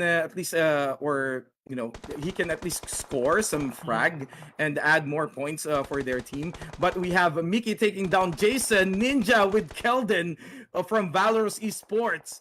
Okay, is he gonna be revived? I think we have still 4 players of Valorant Esports alive and kicking, and Keldon will be revived here by Kinley. So throwing smoke in the cover right here is really important, because if they didn't do that, I mean, Keldon will be, gunned in the open right here. Okay, oh my gosh. Ninja is down and now being punished. Ninja is being punished, and now he turned, and most of their team become a tombstone. And we are now down to our 3 teams. We have Foxy Esports and Valorant Esports. Wow, Valorant Esports. Wow. Okay. Interesting stuff. And again, I would say that Foxy Esports, even with that 1 casualty, they're still looking really, really strong. But this is something different. G Gang here. G Gang is still alive and is still alive and kicking. So we have Lucci, Aris, and Game Boy. Jod, unfortunately, again has turned into a box. So this is something that, it's kind of, again, it evens things up, but at the same time it puts them at a disadvantage with these teams who are still very, very high up on our leaderboard, specifically Foxy. I mean, I'm not going to be biased about it, but Foxy, again, as we mentioned, momentum is still right on their side. The momentum is still right on their side. They're still really hot. And Ronin for one, again, and he hasn't had any eliminations just yet. But so far, this is where we're at, man. The Mega Omega. A while ago, we didn't see much action from them, or at least it took a while. But now they're here. They are one of the last 3 teams remaining here, ladies and gentlemen. Look at this. You see the curtains drawing in. They're gonna have to reposition themselves. But this is dangerous for G-Gang, man. They're stuck. Oh boy. Stuck. They cannot move, and Foxy Esports are still alive and kicking with full health. That's and everything. They're gone. They're gone. So we are down to our last 2 teams. But Flaco was able to take down Sasori. Is this gonna be one of the moments wherein Omega can redeem themselves, because they are not really performing quite well, especially with day 1. So is this gonna be like the moment for them to shine? At least score some points for their teams, because we are still down to a 3v2 situation with is he like looting, or is that a teabag? That was a loot. That's a loot. Okay, he's definitely getting. He's definitely regathering some resources here. Okay. Ronin still has a full stack of armor here, ladies and gentlemen. His helmet, however. Yeah, he is. Okay. He's been taking a bit of damage here. Now the play zone really shrinking in about a few seconds. So this is where it boils down to here, ladies and gentlemen. Foxy Esports versus the Mega Omega. Are they going to be able to make this massive climb? Here we go. Dominic Torero. No, never mind. It's not Dominic Torero. But here we go. Ronin just rolls in. He just rolls in and just, again, he's ready for this engagement. They have to pinch this properly, but we saw what happened earlier. Even with numbers not being on your side, you can make it win. Oh, the Mega Omega. There it is. The Mega Omega making another statement here, Anduin, with just 4 eliminations, man. 4 manages to take home our second winner chicken dinner of the evening. I am at loss of words here, my guy. I mean, it happened earlier. Why can it not happen right Mhm. now? I mean, we don't have to score much. We just need to properly position ourselves. I Yes. mean, I think Mega Omega right here thought about if we cannot get frags, we can just at least like Yeah. get our placement points, like to score chicken dinner or winner chicken dinner, in order for us to at least secure a point for our team. Because if we are going to go back to our scoreboard yesterday, I mean, the Mega Omega Esports is placed at 12th in yesterday's match or tournament for our tournament's Basically, first day. Yeah, I would so they really need to step up their game. beautiful stuff right there from the Mega Omega, and Hmm. they are one of the supposedly dominant teams, right? They did win a lot coming into this. They are representing already, so that's another accolade on their belt. So, but again, the journey's not over. We are playing 6 maps tonight, so this is only map number 2, being Miramar. And again, this is both the love hate relationship that I like about Miramar. The action is quick, the action is intense. I can't name a singular moment that stood out to me for this one. Unlike a while ago when we had the likes of Zilly, he was really pulling the triggers left and right. But this one is just too many to call. But that last play by Foxy Esports, as well as the Mega Mega. Omega. I am completely flabbergasted. But this time, numbers game, right? Numbers game Mm. really went into their favor.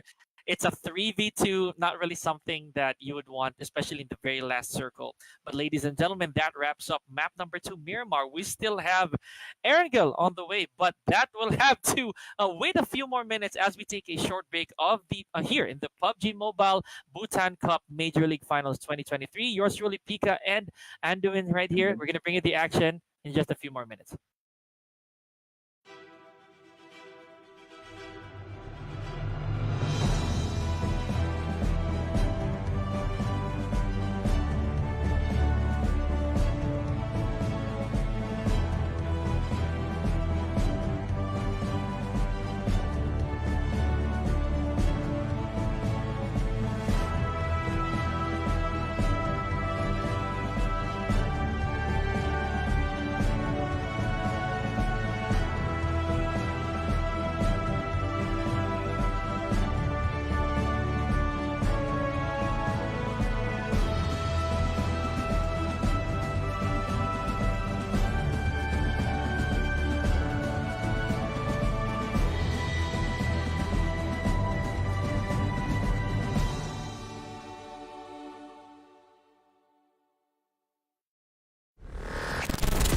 Do you think you've got what it takes?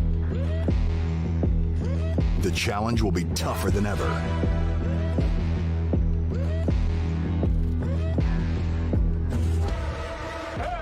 In 2023, international esports has a new home. Over 100 nations fighting for the championship in a celebration of everything that makes esports great. Who will rise up to the challenge? Who will be the world champion?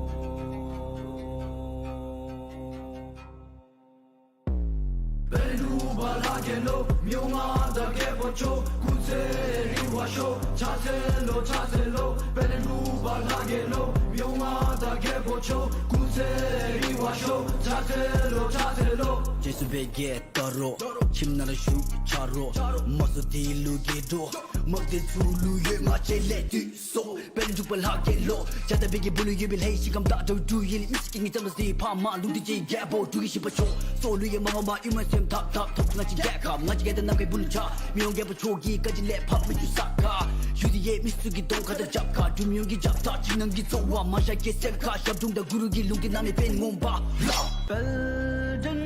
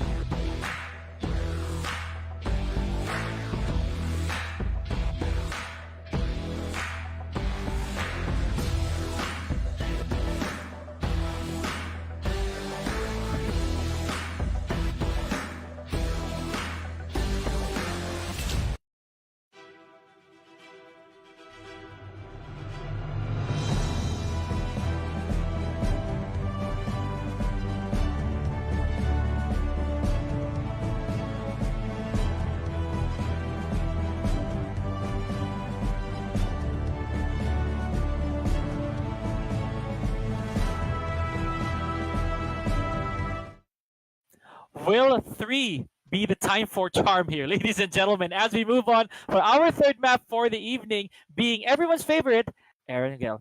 Ladies and gentlemen, this is still the PUBG Mobile Bhutan Cup Major League Finals 2023, still bringing you the action right here. Yours truly, Pika, and my partner, Anduin's HG. So, Anduin, how have you been so far with this much action so early on in the evening? I feel so exhilarated, man. I mean, I can't wait to finish what we're doing right here and play more PUBG afterwards.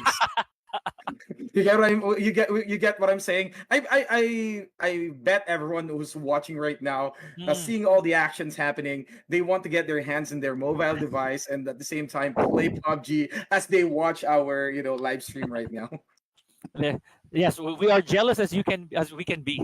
But ladies and gentlemen, truth be told, we have already witnessed two various chicken dinners so far, winner chicken dinners so far. One being from Fox Esports and one from the reascending, the Mega Omega. So now that's a big amount of points right there, being 10 if you get yourself a winner chicken dinner. But it's very interesting that for game number 2 of Miramar, a lot of these encounters did not actually mean kills because these teams only managed to bag 4 eliminations. These two teams, they only had 4 eliminations each, being that high up in our leaderboards, or at least for that game. Now with the Mega Omega again being 12th, this will definitely propel them up, which we will see later on or tomorrow where they land themselves throughout this entire day, because they are arguably the crowd's favorite, being already representatives of Bhutan for the upcoming IESF, right? So that's another huge accolade, ladies and gentlemen. But this is, again, we're still very fresh on not even half. Come this map, it already will be, right, Anduin? It is. So this is like the crowd's favorite Erangel. So we're gonna be flying you over to this map, and like what I said, this is like one of my second favorite map, because this is like one of the best map that you can ever hope for to play with, especially if you're playing classics or maybe a ranked game as well. It depends on your liking and love and hate. This is like my second favorite map. So we have witnessed the performance of Foxy Esports in game number 1. We have the Mega Omega Esports in game number 2, and we are wondering now who's gonna take the spot for our third map, which is Erangel. I mean, these players or these teams must have their comfort to begin with. Okay, maybe it's like Miramar is Mega Omega's comfort map, and Mhm. Sunhawks like Foxy's Foxy Esports comfort map. So Mhm. we're gonna find out if they can like repeat the Mhm. result that they did earlier from Sandhawk and Miramar. So we are expecting a lot from these two teams as well. Again, we cannot ignore the fact that we have Rush B as well. We still have Ryu Macpen. We have Ryu Esports. To gone for the same aim or the same what we call this goal all around this game right here. So I cannot really wait to see what's gonna happen because lots of loots, lots of guns, fire and blood will absolutely happen here in this map. So let's check it out, Pika. Definitely. And Aaron Geld here, ladies and gentlemen. For those of you who may just be starting to play PUBG Mobile or PUBG in Mhm. general, this is again one of the El Clasicos. In my opinion, or basically what people have been saying as well, it is very evenly distributed. We have a good parting of water as well as land.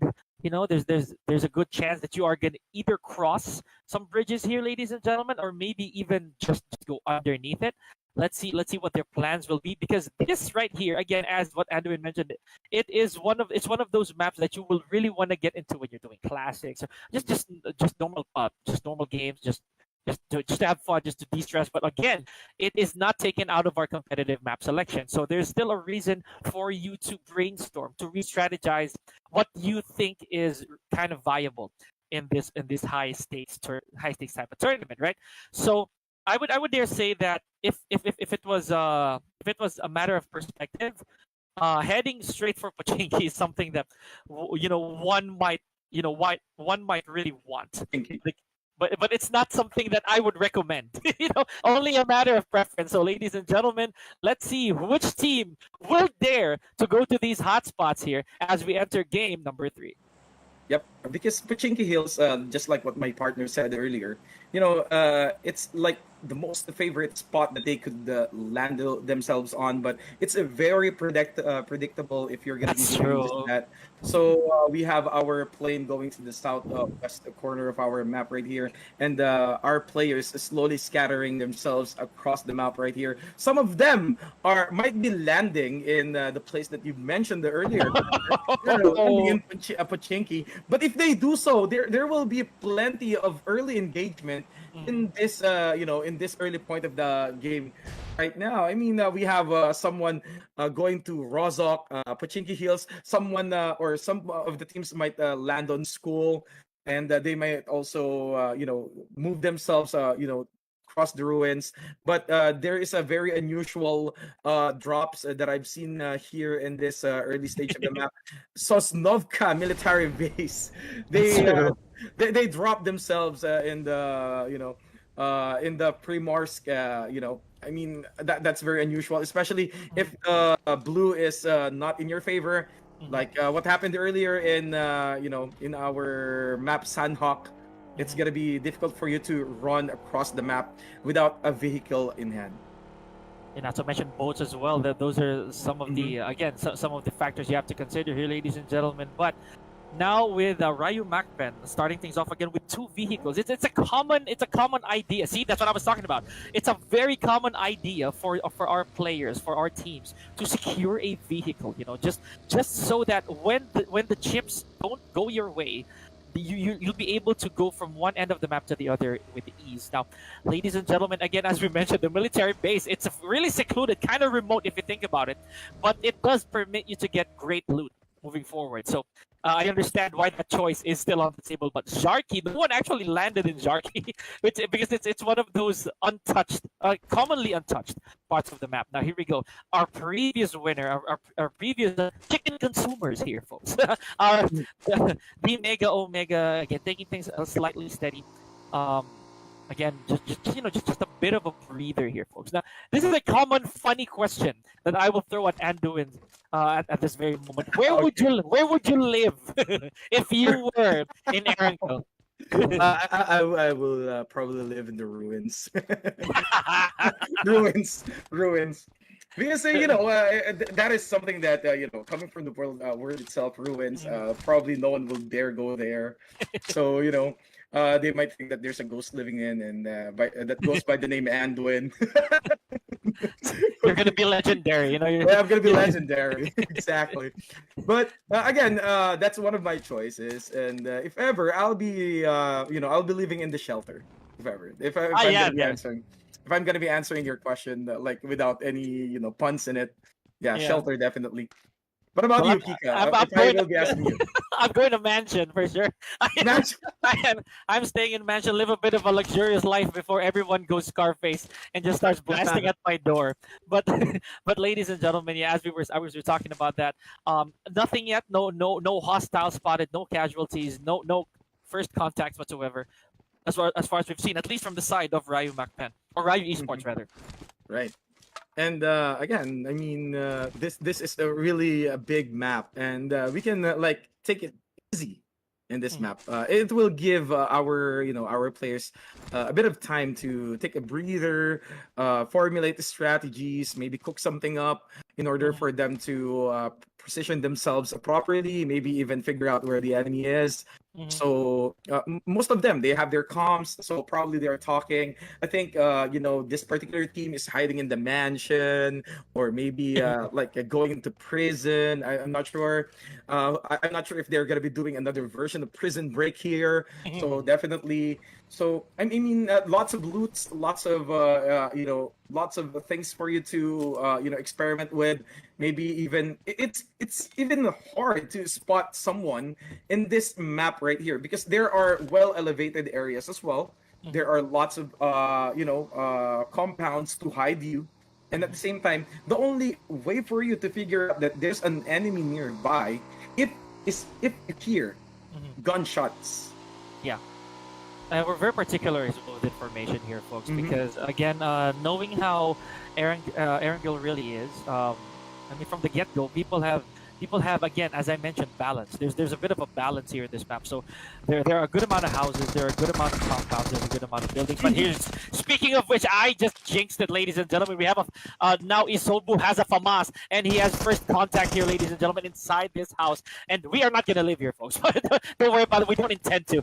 Nice volley. Oh, but that was a bad throw. That was a kind of a misthrow. And Suraj down to his knees. Isobu needs to revive him, or rather to pick him up again, really quick, because he knows there's a hostile in that house right there. Now, ladies and gentlemen, this again is starting to pick up really quick. Oh, well, what a good start right here from this is I think G God, maybe, if I'm reading this right. I'm so sorry about that. Hopefully I did not botch that again. Yeah, okay, here we go.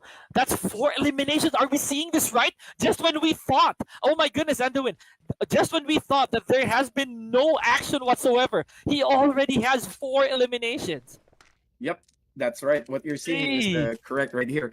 And speaking of which, I mean, we are like missing out. Above the law earlier on in our first 2 and games. Here they are. And here they are. I kind of missed them, man.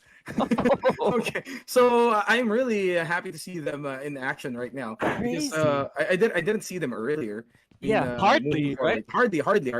I mean, they may be part of the early casualties in the first and the second match, but we have now Fox Esports with Sasori Beast Ronin and Muzan Jod, taking over these compounds right here, looting everything. So it's like they have been taken over by the loot lust. Okay, so I don't see anyone. I don't see anyone aside from them in this part of the map right here, and they are really close to the Blue Reaper. So again, when I play PUBG, my personal preference is like to play mind games with my opponents. I play it close to the close to the chest, wherein I play beside the Blue Reaper or the blue, because that's the least they will expect me to strike. Because who in their right mind will play beside the Blue Reaper, especially if it's like causing you lots of damage already. But we have here Hades was able to bring down someone, and Cosmo was able to bring down Hades in trade. But I'm not sure what's happening right there. But let's see what's going on. No vision right here. No. They're still healthy and no casualties so far. So I am really happy that they are really in just one spot. Unlike what happened earlier in our games, there are lots of players who's far apart from their teammates, and there's gonna be an encounter on the attic. Here we go. Good stuff right here, ladies and gentlemen. And again, no vision now putting in a little bit of hurt towards their oppositions here, ladies and gentlemen. One of their opponents has turned into a box already. So as we were browsing at the map earlier on, ladies and gentlemen, it's pretty early. It's pretty early. The circle, basically the play zone, as well as the blue Grim Reaper, as I like to call him, has already started moving, but not so much to the point that wow, Wimpy shot out of the car here, ladies and gentlemen. That is not a good look. Look at that! Look at it! Skyboy living up to his name over this tower. Literally just pinning out somebody, I believe. Now Wimpy again. Oh, RIP so far for Wimpy here, ladies and gentlemen. Booted out of this map already. Now we are left with two from NGT Bhutan. Godson and Skyboy now has to raise their flags ever so cautiously here, ladies and gentlemen. Now he has to get himself inside a buggy. Just close the distance between him and Godson. This is a fatal mistake that I've been seeing earlier on Anduin. Always far from his teammates, but closer to the enemy. So that's pretty crazy. Again, I don't know what their comms are like or what it is that they've been talking about, but now he has to literally get out and dodge for this time being. He has to make some space, and again, it's very early on. It's very early on so far, and again, he has to breathe. Seeing his teammates go like that is a bit of pressure. Anduin.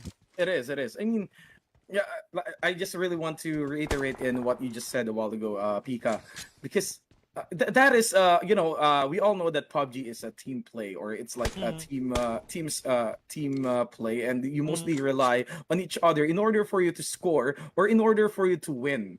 But seeing that you are far away from your teammate, and if the opposing team will get a whiff of that particular information that you are far from your teammates, then they will use it to their advantage and take you down.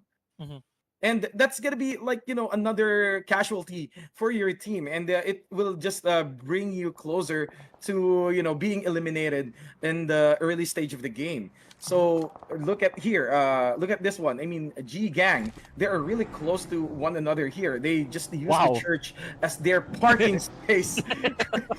Wonderful stuff. Wonderful stuff. Using the church as their parking space.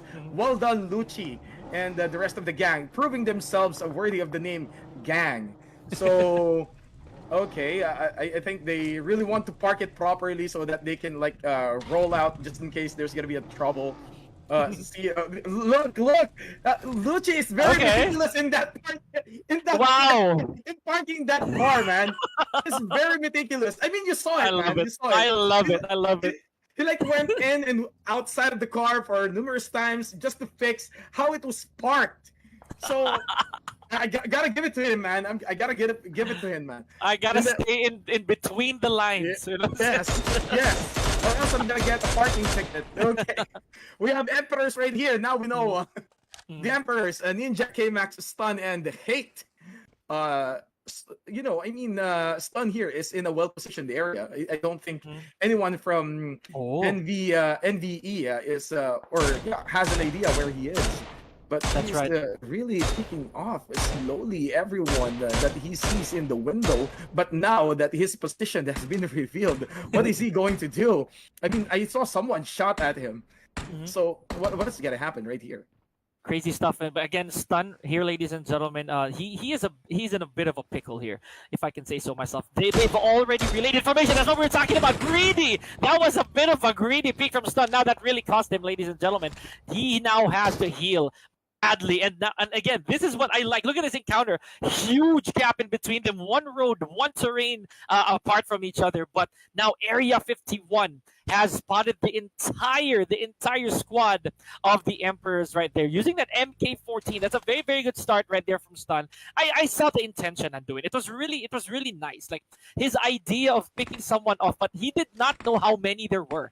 Not to mention, those were not clear shots. Sad to say, I mean, aim really comes into play. We know that this is a game of survival, but of course, once you peek into that scope, you can only rely on your aim. That is again the name of the game moving forward. Now, with Kiddo.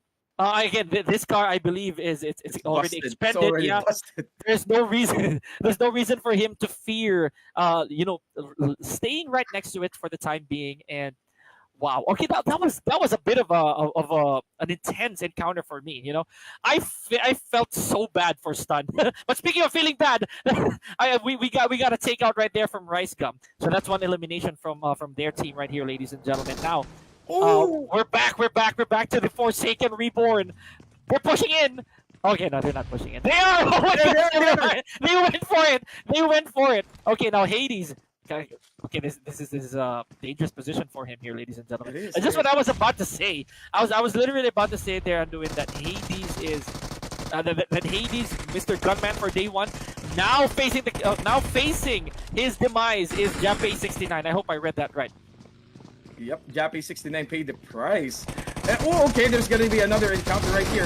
Okay, Eling got knocked out in the process and it got turned into a tombstone by Ross.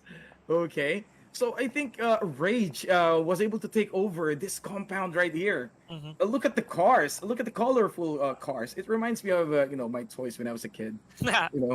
Toys that I used to play with, like the toy cars, colorful cars. But now we have NVE, No Vision Esports, still walking tall, walking strong, and they still have they're still pursuing this long distance relationship between the Emperor Esports right here, shooting at each other. I mean, they're gunning for each other right here. So I can definitely say that they're still focused into shooting at each other. So they already established their long distance relationship, because like what you mentioned earlier, they are really far apart from each other, and they are just scoping from one another. So what I wanted to add to that, yeah, I'm sorry about that, but one thing I want to add to that is that because a while ago the encounter was actually between Area 51 and Emperor, so No Vision is actually dipping in. they're actually the third party so far between this encounter, and good stuff. Okay, so this is what we're talking about. They have spotted. They know that Area 51 and Emperors actually are coexisting within the same vicinity right here, and we see that the play area is starting to shrink, and it will be in a few seconds again. Anduin. Yep, it is. It is. Like, I didn't actually see the encounter between Area 51 and the Emperor, so that makes NVE here the third party. Okay, okay. So there you go. So we have established a certain ground right here. So the relationship of Area 51 and the Emperor is ongoing, and you are butting in. So let's see who's gonna be taken out first. Is it gonna be the legals or the illegals? Oh my goodness! I'm just kidding. But again, they are really well positioned here. They have a very good fortress coming in. But Innovate. Oh no, he crashed, man. He crashed. I thought he's gonna be hit. That's gonna be a double knockdown. Oh Double boy. Okay, so knockdown. Innoving is gone. Tweety's bleeding. I'll make that two. Even I'm not sure if that's Diggy or Augie. That if I'm reading that right. Yoda now not looking good. That is it. That is it for zero tolerance, and they were definitely zero tolerated. Sadly. Oh man, that was a bad way to go, man. That was a bad way to go. It is. I mean, I'm not sure why did they actually make a run for it. I'm not even sure that. I'm not sure if they are really well positioned or not. But if they made a run for it, maybe their position is exposed, or maybe they are pretty close to the Blue Reaper, making it really. Tough for them to position themselves properly, and they have to make a run for it, risking everything in the process. But yeah, with the risk, you have to pay the price, and the price is your team just got eliminated. But we have here Foxy being assaulted. Wow! Being assaulted by Rayo Macpen. Whoa! But they were able to answer back. We still have two members of Foxy alive. Beast and Ronin is on fire. Did you see that encounter? Oh my goodness. Beast was literally locked himself. He locked himself up at the very end of that room. Went for a bait. Basically, he did make himself the bait. Yes, And he did. he did. Oh my goodness. That was wonderful. That was a wonderful play. And then his teammates literally going in for the kill. Wonderful, wonderful stuff. Now, no vision again here. With one guy down, with one member down, I was about to say that it's still a very reparable situation, but now they are 2 for 2. Okay. This is not looking good. Okay, I hate jinxing these encounters right now, but now no, the only man up has to curl up in this corner right here and drink everything he can. Oh, but it's definitely spotted. I'm pretty sure they felt that. That is damage. So they've only had 2 eliminations so far, and he is surrounded by Rush B. Now, this smoke will definitely be a bit of an obstruction vision-wise for for no vision. That is, it is going to be a bit Definitely of a no vision. yes. All pun intended, but he is fighting back. He is fighting back. No, still alive. Now he runs back. He runs back to to the smoke. He has to do this. He has to make use of this a bit of resource that he has. Last medkit gone. What's gonna happen? I mean, he's like up to at least 3 members of Rush B. So what's gonna happen? No, gonna go against Rice Gum. There's gonna be an exchange, but no. You're gonna go down. And we're gonna be lifting, Kiddo. I think Rice Gum being the personal medic of this team right here. He still has a lot of it too, man. Oh my god, he has 4. All right, that's beautiful. So. Okay. You do you, Rice Gum. You do you. I mean, he's been like really, really good in supporting the team. Not just in terms of gunfight, but reviving the team when the team needed it the most. So I have to give it to Rice Gum for always being there for the teammates. But no, Wangs got taken down by Bull, and we have Area 51 left Kiddo. Okay, what's gonna happen? So we are down to our last 3 members of Area 51. I cannot understand where's the rest of Area 51. Where are they? I don't see them. That's true. And that's what we were talking about. It's a bit of a scatter here so far, man. Like they have their own encounters, and again, that's what happened to Wangs earlier. He probably waved a red cape over at Bull because he really went for it, and that was an encounter I could not have said that would favor him a lot. Okay, so this buggy right here, ladies and gentlemen, from Thompson is this needs to be taken to the garage immediately, but he definitely abandons that. Oh wow! Ninja with a flick! Yo, what a flick! Forget the garage plan. He's not taking that to the garage anytime soon. He is done. My goodness, Thompson says bye-bye. What a flick, man. I mean, after seeing him, Thompson with the flick just took him down. Okay, but we still have the Ryu Esports in the full health and at the same time full capacity, and the play area is slowly getting smaller and smaller, and Beerus is far from the rest of his teammates right here. This is a He's start. like, yeah, I think he's grown attached to Lucci. I mean, he's like really waiting for Lucci to show himself right here. But here, Foxy. We have Emperor versus Foxy right here. Stun got taken down. Keldon with a buff took down Gojo out of the camera. Ninja was able to take down Ronin. And here the spray of bullets. Ninja with a double. Whoa. Interesting stuff here. Now, okay, he has to pick this up here, ladies and gentlemen. Otherwise, it's not gonna look good again here for Stun. Oh wow! Never mind, Ninja now to his knees again. Just hit right in the sternum. Oh my goodness! Now Gojo, a bit of a sprint here, and again, this is what's so smart about Ryu Esports, man. This is what I was talking to you about, man. The buddy system, their map control, their zoning is top notch.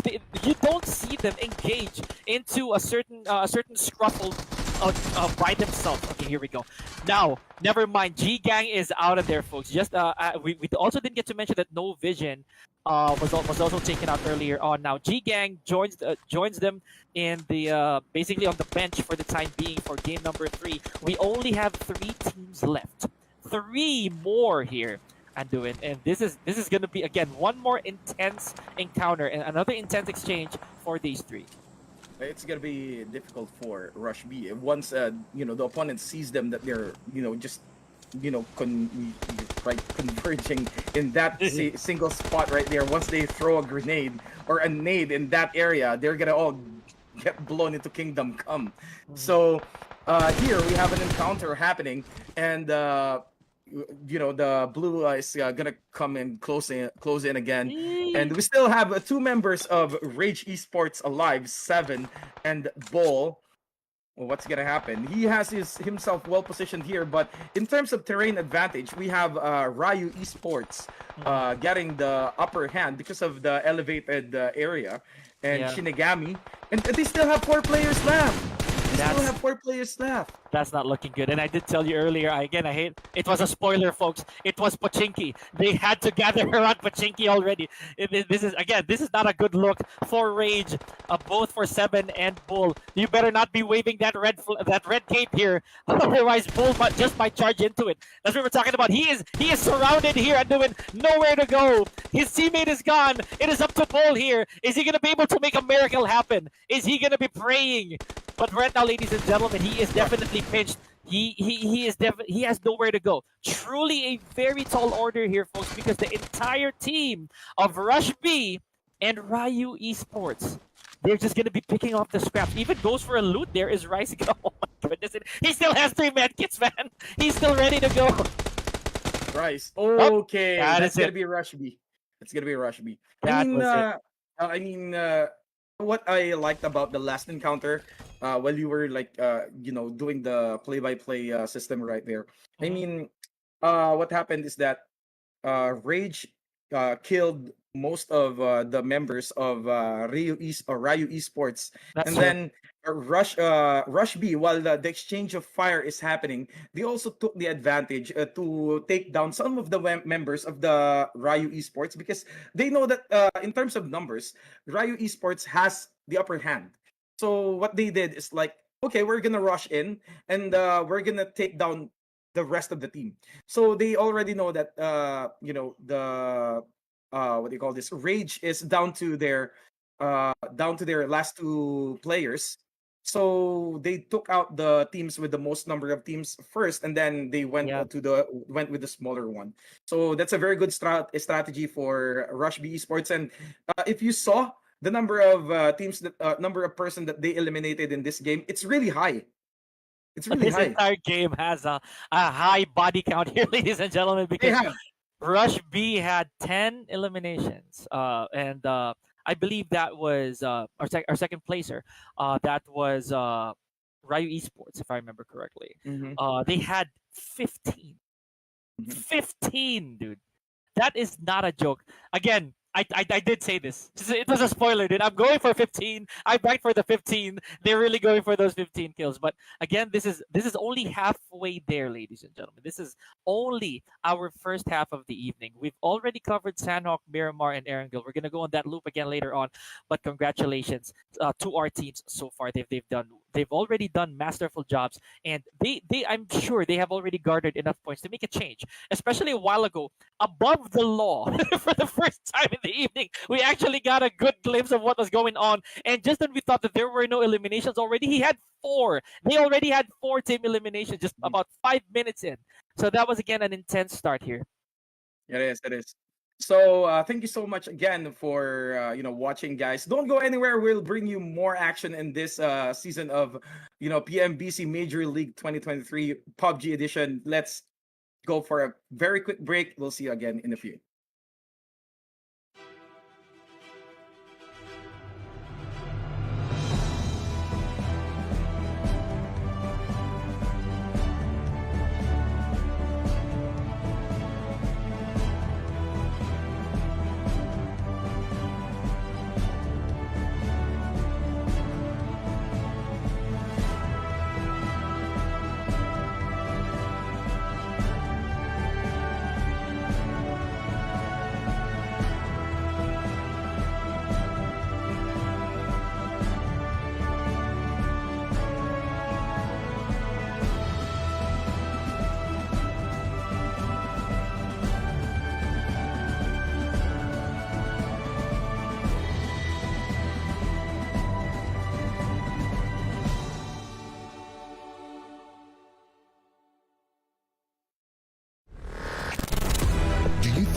that what it takes? The challenge will be tougher than ever.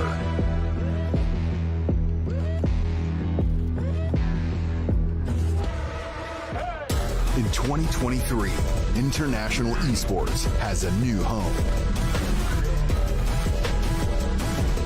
Over 100 nations fighting for the championship in a celebration of everything that makes esports great.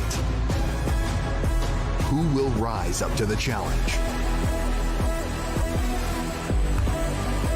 Who will be the world champion?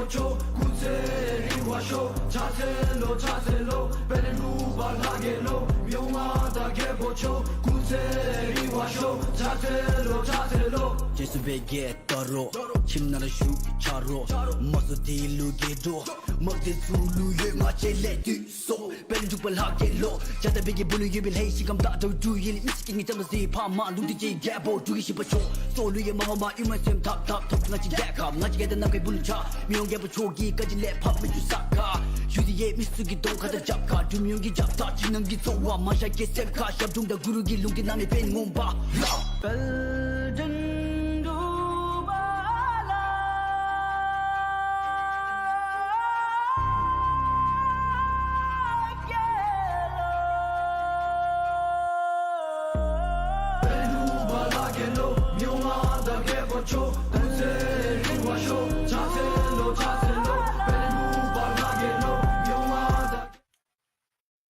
Hello guys, welcome back to PUBG Mobile Bhutan Cup Major League Grand Finals. It is me again, your casters for tonight, Anduin, and of course my partner Pika. And before we go on with the preview of the games earlier, so we're gonna have to do, of course, some giveaways. Are you ready to win some? Are you guys ready to win some prizes? If you are, without further ado, we're gonna proceed directly to our giveaway. Oh my goodness. And just for knowledge here, folks, this is going to be an exclusive jersey. Oh, Wow. Jersey care of, again, PMBC themselves. So please, Mr. Director or Mr. Winner Picker, you can definitely go in 3, 2, 1. Oh, we are rolling. Okay, what's gonna be our first winner for tonight? It's gonna I'm be... there. That's me. That is me. No, that is definitely not me. Okay, so we have... Can you read that? Yeah, hopefully we yeah. read it. It's Akela Jermida or Jermida. Yeah, one of the two. So congratulations. We're gonna try to rescale that real quick. But yeah. Yes, we are gonna be announcing this, I believe. The winners definitely after on our page, I think. Akela, yeah, it's Akela. Akela. Hopefully we read that right. Congratulations to Akela Jermida. We're giving away, I think, 3 if I'm yes. not wrong. 3 jerseys. Yeah, gotcha. Oh, so that's 1. All right. So the rest is for us. Just kidding. I'm just kidding. I wish. My name is there somewhere. No, definitely not. Let's go. Second winner for 2. tonight. Drum roll, please. Brrr. Oh, we have CD. CD. All right. CD. Wow, what a very unique name. CD. I love it. Just like I love the name. I keep on seeing the prize pool. It's so okay. It's juicy. It's juicy. That's 30,000. And you. Okay, Last... third winner. All right. Let's go. Who you gonna be? Oh, it's Tulsi Ram. All right, Tulsi Ram. Awesome stuff here, folks. Right. Okay. Congratulations to our winner. And of course, guys, do not forget to follow the page, guys, in order for you to be more updated in terms of the number of tournaments that they have or the future tournaments that will be held in PMBC. So please follow the page, guys. Follow my page as well, Anduin's Highgrounds, and as well as my partner right here, Pika Lozano. Please do follow us on Facebook. Thank you guys so much. And of course, we are going back to business. So let's talk about what happened in Uh, game number three. right. So being Erangel, of course, everybody's favorite, we saw a very crucial situation there on the side of Rage Esports. He was sandwiched by both the the winners, second place and first place respectively. We have Ryu Esports and Rush B Esports. So this is again a very again really good situation, a very good positioning for Rush B Esports. So they have turned up quite a bit yesterday, just a bit, but more so here today, ladies and gentlemen. And it's something that we really are looking forward to even more, because the second half of our evening will pit these players again in the previous maps that we had, but with more at stake. This might just dictate where they will be at the end of the evening. So if they manage to bag a few more chicken dinners, or even again staggering amount of frags, ladies and gentlemen, it is definitely going to be a barn burner of a series. Right. And I just want to say congratulations so far to the participating teams. And of course, not just to our participating teams, but as well as to those teams who just won our first, second, and third game. So you already cemented some of your positions there. And I hope Mhm. that you will continue to replicate or maybe double, the result that you just did Please. in the first one, two, or three rounds. So we are going to head on to our battlefield. What's going to be our fourth map for this evening? I don't want to look. I don't want to look. I I don't want you don't already want to look. know, You but already know, but you don't want to look. You don't want to look. It's a love matter of hate. love and hate situation again happening here, guys. But again, it's really nice to see these maps being utilized to each of these teams' advantage. So let's go to our map sequence. Oh man. Oh, there it Ah, is. Of there you go. course. Of course. Again, Oh, folks, it's one of those it's one of those maps that I mean, it's not like there's a lot of choices, but Miramar yes. again being, oh, come on. It's again, it's going to be hot, literally and figuratively. So Yep. for Miramar. It's a drought season right now. Okay, so Miramar being our fourth map, we already saw Omega. Mhm. Okay, taking the winner chicken dinner in Yes. our second game. So, do you think, being in our fourth game for day number two, do you think Mega Omega Esports can replicate or maybe duplicate the result Mm. of what they did in game number two? Very high expectations on the side of the Mega Omega, as we mentioned earlier. They are again one of the big dogs in this entire league, ladies and gentlemen. And it would mean really well, for teams to have a two piece. A two piece, or rather, like even more, if they can, of that chicken dinner. That's a staggering 10 points here, ladies and gentlemen. So should that be able, should that be the case, or should Omega be able to do that again? And on Miramar as well. Anduin, this might just be their comfort. They're fine with dehydration. If I can reiterate that, but let's see if somebody can stand in their way once again. Foxy Esports already showed us what they're capable of, as much as Rush B did, who is again one of the teams that have really surpassed our expectations. And I would dare say that I really kind of want to see, maybe, just maybe, Ryu Macpen re-emerge for this particular map, Step right? up. Yep. I Mhm. mean, they have been one of the crowd's favorite as well. So we are really expecting a lot from them. But so far in our first three games, we did not see so much of Rayo Macpen, in action. So we are really hoping to see them more in action in our last 3 games for this evening.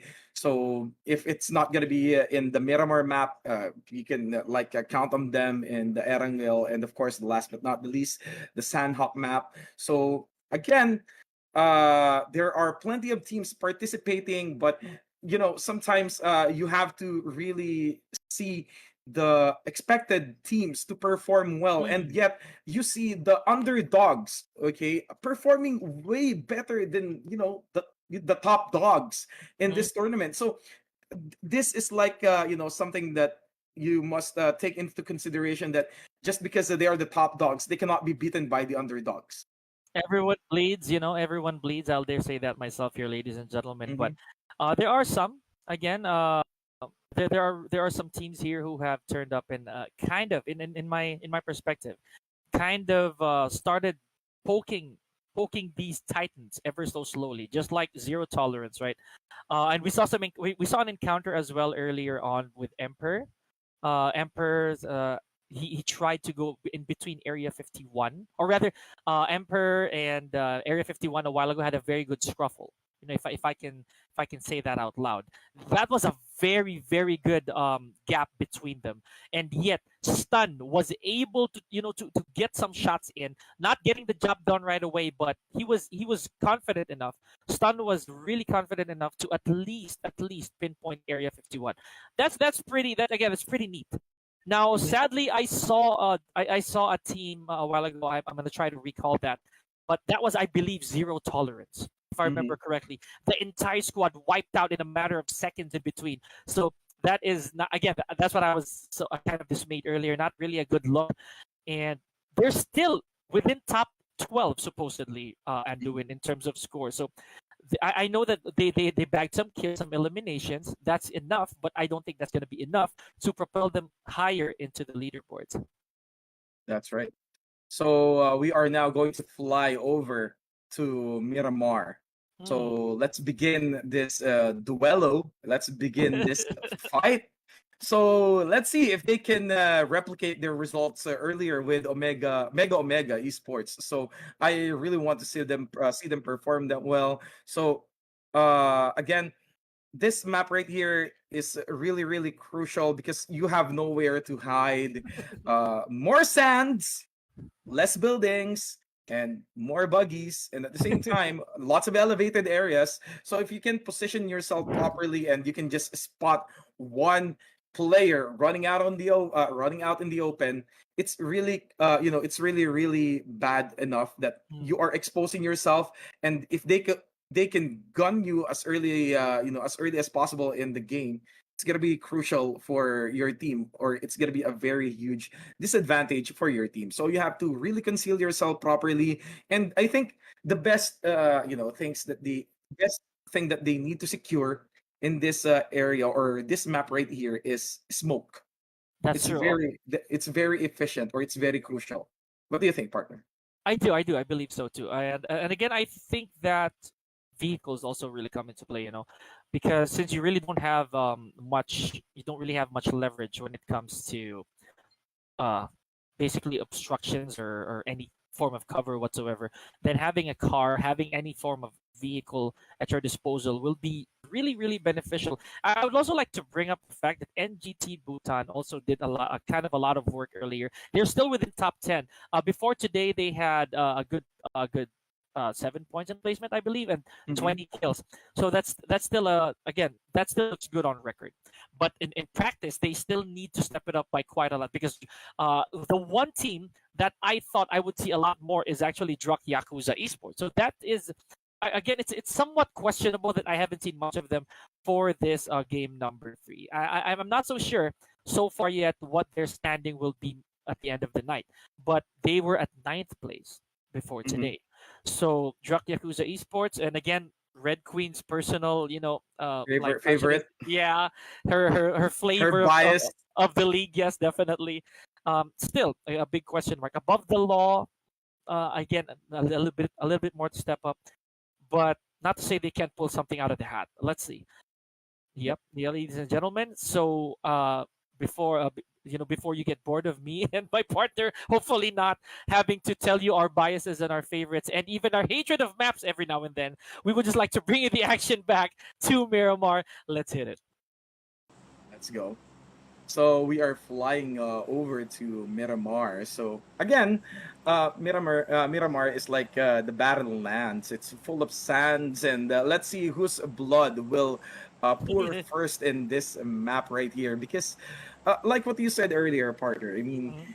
you said that there has not been any actions from Druk Yakuza Esports, and I can totally agree with you at some point because it's in the first 2 or 3 games, I've Mhm. seen them in action, but they are Yeah. not capable of delivering. I mean, it's not just about the shooting and the stuff. It's not Mhm. about the team. It's not just about the teamwork. It's the execution as well that's very crucial in this game right here. Yeah. Because you may have the capability to shoot, but in terms of execution and at the same time using the terrain in your advantage, you have to be careful in using, or you have to really, really do your best to maximize those resources and stuff in Mhm. order for you to secure a victory or secure yourself some chicken. Because yeah, I mean, we are very jealous of the past 3 teams. They get to enjoy some chickens, and we're just here, you know. Our lips are like flapping up and down. I would Still, definitely get my own after this. That is yes, for yeah, same, same. I'm gonna go straight to my, grab food or maybe order some online. But we have here Valor's Esports with the buff from Keldon's, sure. mom. I still think that Keldon's mom is watching. That's how very supportive Mhm. our parents from Bhutan is. I mean, Mhm. they are really supporting their kids playing sports like this. Esports is like really booming in this country. So thank you Yes. so much for all the cool parents out there supporting their kids and pursuing the things that they love. Just make sure that they don't do it excessively. So thank you so much, Oh guys. yes. Play responsibly, as we always Yes, say. yes, But exactly. yeah, so getting back to the action, as we were talking here, ladies and gentlemen, I would just like to reiterate that the plane did take a southeast course here. Mhm. Most of the again, the direction that it went to is towards Los Leones and Puerto Paraíso, which a while ago in the earlier game wasn't really as it wasn't as favored between our teams because it was a very middle set playing field for the rest of our players. However, again, it's really again it's pretty fresh, pretty raw so far. This is game number 4, match number 4 here, folks, and a lot of adjustments have definitely come into play. I'm pretty sure they have, and this is already the reloop, Anduin. This is a repeat already of our first half, so they already have again most likely some communication changes. Comms really come into play here. And remember what we said earlier. This is again an interesting take. You see how NGT Bhutan has dispersed themselves. One per They, area. they want to own at least a one building to Mm, themselves. There will be no further engagement at the moment. I mm, mean, they are pretty sure that no one dropped in the area together with them. So it's like something that you can take, risk mm. in this early stage of the game. But we are seeing Omega, Cosmo, looting lots of stuff here in this compound. But like what you said earlier, it's very unusual to see that kind of take wherein you are placed or your teammates are placed in different side of the building, Mhm. looting some stuff. A good thing no one dropped in that particular area with them. But we have Tweety. Tweety is actually performing well in the past Yeah. few games. Oh, But no checks. oh, no, Tweety, Sandwich. Tweety. No, Get the no. sandwich. Tweety thought he thought a put it at. I was Oh my literally about god. to say that, man. I swear, but here we go. Now turned into a box. A sad day for Tweety. Again, first casualty for zero tolerance right there. And that again was what I found unusual out in the open. Tweety all again turning into a tombstone here, folks. Not really something we like bringing up, but unfortunate turn of events. Now, Area 51. We saw really nice plays. I'm not gonna lie. Area 51 also keeps their, if you notice, again keeping each other close, relatively close, if I may. Mhm. Not entirely too compact. They need information regardless. Yes. So somebody has to post up somewhere. And but the fun thing, the really admirable thing was that it's still a buddy system. You know, unlike some teams a while ago, I don't want to have to mention them anymore, but they were pretty distant from each other. Again, backup and responses are vital. Yoda just literally teeing off and spots himself a member from Area 51. I cannot see. I think that was Typo. Typo looks like the one who was being shot at here by Yoda. Now Zero Tolerance has to make up a bit of those eliminations, if I may. And this is a good start. I mean, I'll be very honest. He already has a good amount of armor with him, so takes a car here with Augie. I'm not really sure if I'm saying that right, Augie or Dicky. I'll have myself corrected later on. But here we go, ladies and gentlemen. A really good start here for all our teams. Yes, a very good start for definitely not a very good start for ZT I Zero know. Tolerance because of Tweety being being turned into a gravestone in the early stage of the game. That's very unfortunate because Tweety is a very good a very good gunner, and when it comes to this competition, he was able to pin down not just one but lots of players in this matchup. So seeing him go in the early stage of the game might have been a fatal blow for the rest of Zero Tolerance Esports. So I'm not sure how are they going to do it without him, but let's see how are they going to pull up. But here we have Emperor, still, but being gunned, stunned, receiving some damage out of nowhere. Oh, good kick! Wow! With Godson taking down Stun. And Stun has been turned into a Okay, Skyboy as well. gravestone. Skyboy has been knocked down here, ladies and gentlemen. Now Godson with that wonderful aim, just really snuffed out off of that buggy. Now good stuff. And again, here they are. They're still able to compromise a little bit of their health while staying out of the play zone by their while their friend. Oh my God! I was about to say that the Blue Green Reaper is still their friend, but Godson here better pray to his daddy so far, because that is not a good look. Not only were you gunned down, but you're still out of the play zone, you're still bleeding a little bit. Honey has the same problem so far from NGT. Skyboy here, man. I mean, again, another early liability for NGT Bhutan, man. Like, okay, I was about to say that it's still pretty peaceful, but no, not anymore. The lines have been drawn. It's blood after blood being taken right here, and it's really hard for Honey to go to Godson and revive him, because we have here hating everything in his path. It's bringing down another member of NGT Bhutan. Okay, and with the with the pills, trying to recover, Godson is now down to his last ray of hope, and he became a gravestone. We are now down to Wimpy, who's oh no, Wimpy as well. Wimpy will go down. Is he gonna make it? Is Wimpy gonna make it? Oh man, no. That's gonna be it for the NGT Bhutan. That team has been eliminated in very unfortunate fashion as well, man. Yes, I mean they took down lots of blue damage, and it's not enough to. I mean, I think he became too complacent. Like I can still I still have time to use my med kit, but unfortunately, the Blue Reaper is not too kind, and he didn't give the player enough time to use the med kit. And that goes the team with it.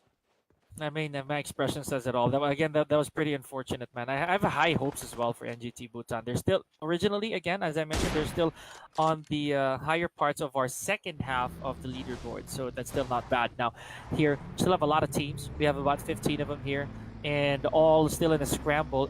Some of them in El Pozo, specifically Valorous. Foxy Esports around the same area as well, but Monte Nuevo seems to be the pit for G Gang. We see Game Boy, and then you see the rest of the teams again struggling to stay in and away from that big curtain. So the zone seems to be closing it on the fields as well, and Hacienda del Patron could be one of those areas a little later on. We're gonna have to see. Cruz del Valle out of the picture. The water treatment plant, of course, that's one of those conventional areas of Miramar that you will see encounters, to be honest, at least from what I've seen. Now, Forsaken Reborn, again, very tight. And zero tolerance now. Remember, they did have a casualty in the form of Tweety, but it looks like they're still going for this engagement. Look how many people, specifically Druk Yakuza, they're still in the middle of this entire thing, Anduin.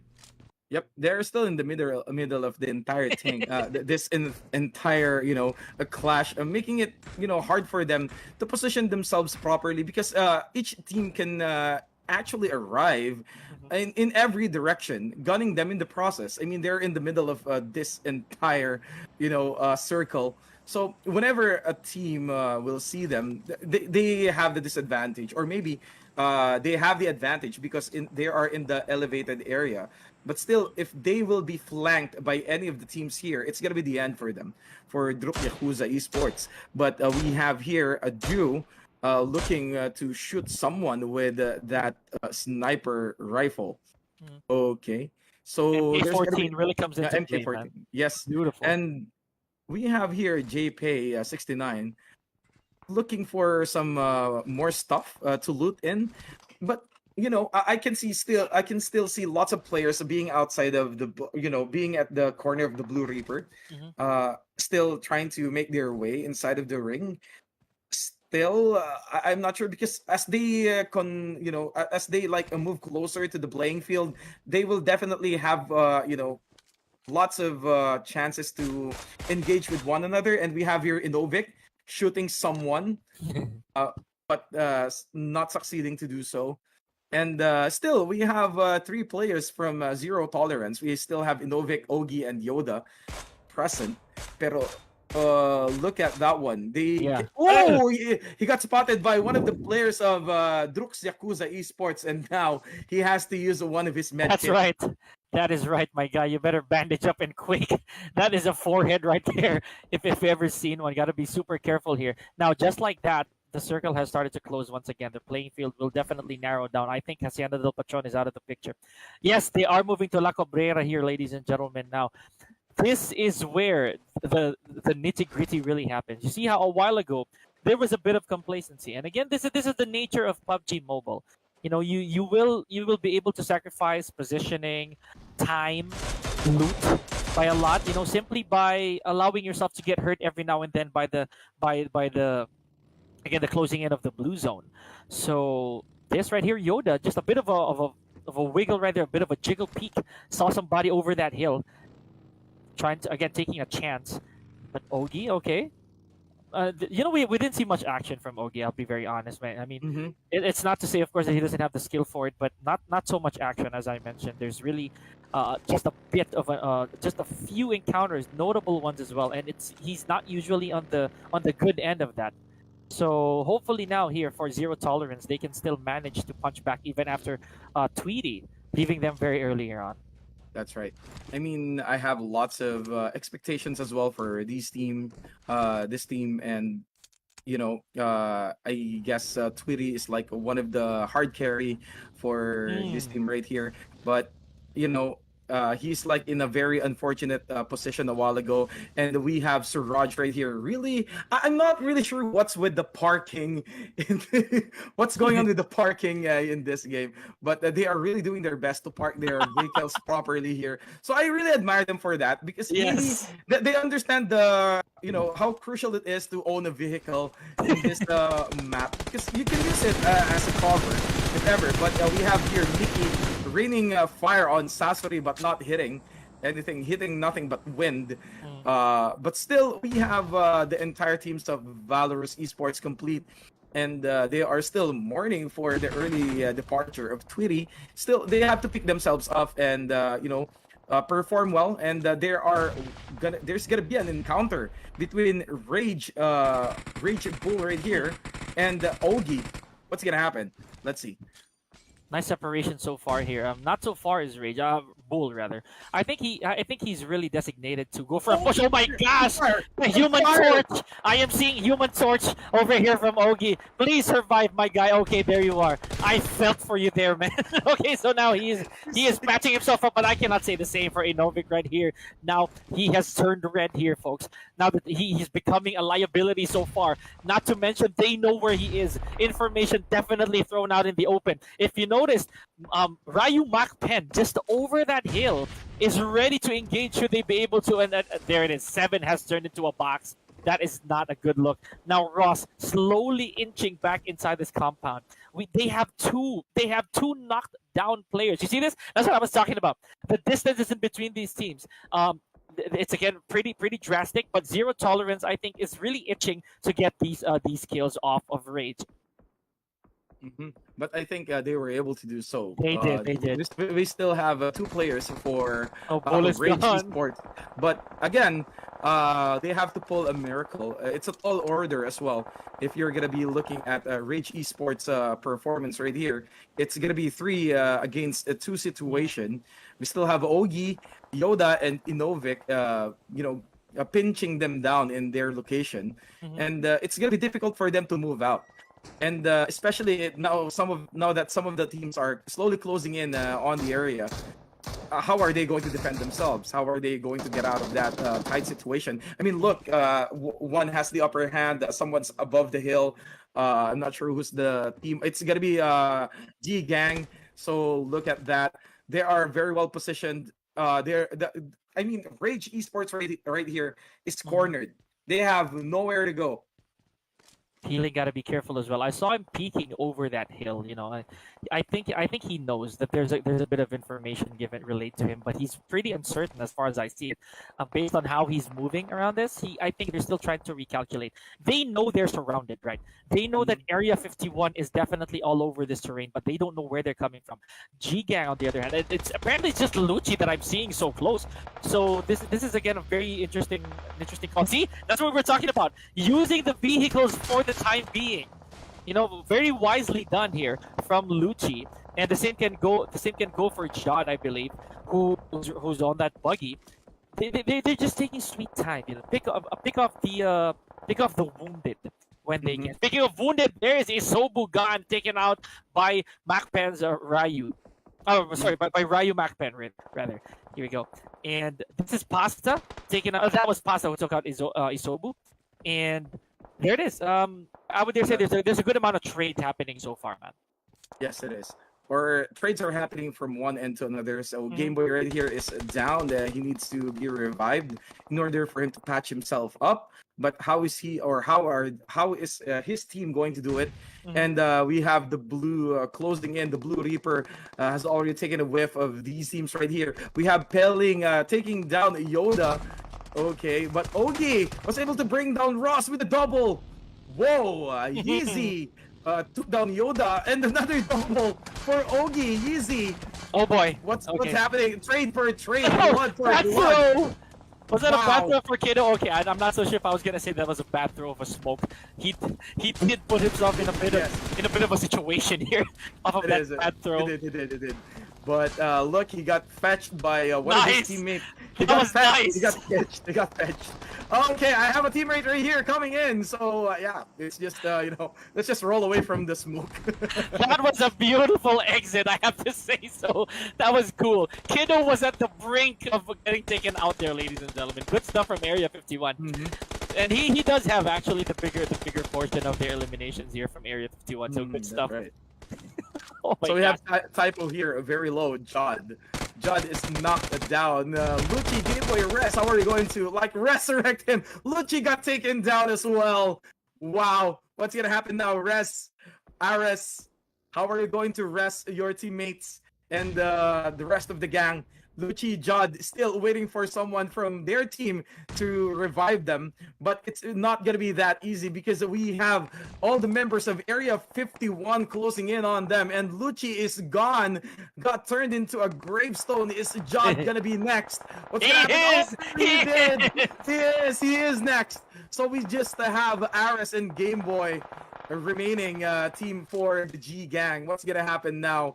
What's gonna happen? We still have Area 51 walking strong, walking tall with 4 players still alive in their team. And the blue is again slowly closing in on them. The map of Miramar is very unforgiving. The terrain is very difficult. And there you go. There's gonna be another encounter. Oh, Game Boy. Mickey was able to take down Somin, but Game Boy got taken out as well. Same goes with Dex and Kido. Game Boy. There we go. We have Aries. Just the top of the hill. Okay, he manages to pin one down. Now Aries is gonna finish the job off of Typo, but he gets taken out in the process as well. Here we go. Pasta from Ryu Macpen just really pulling out of there with I believe who was that? His other teammate.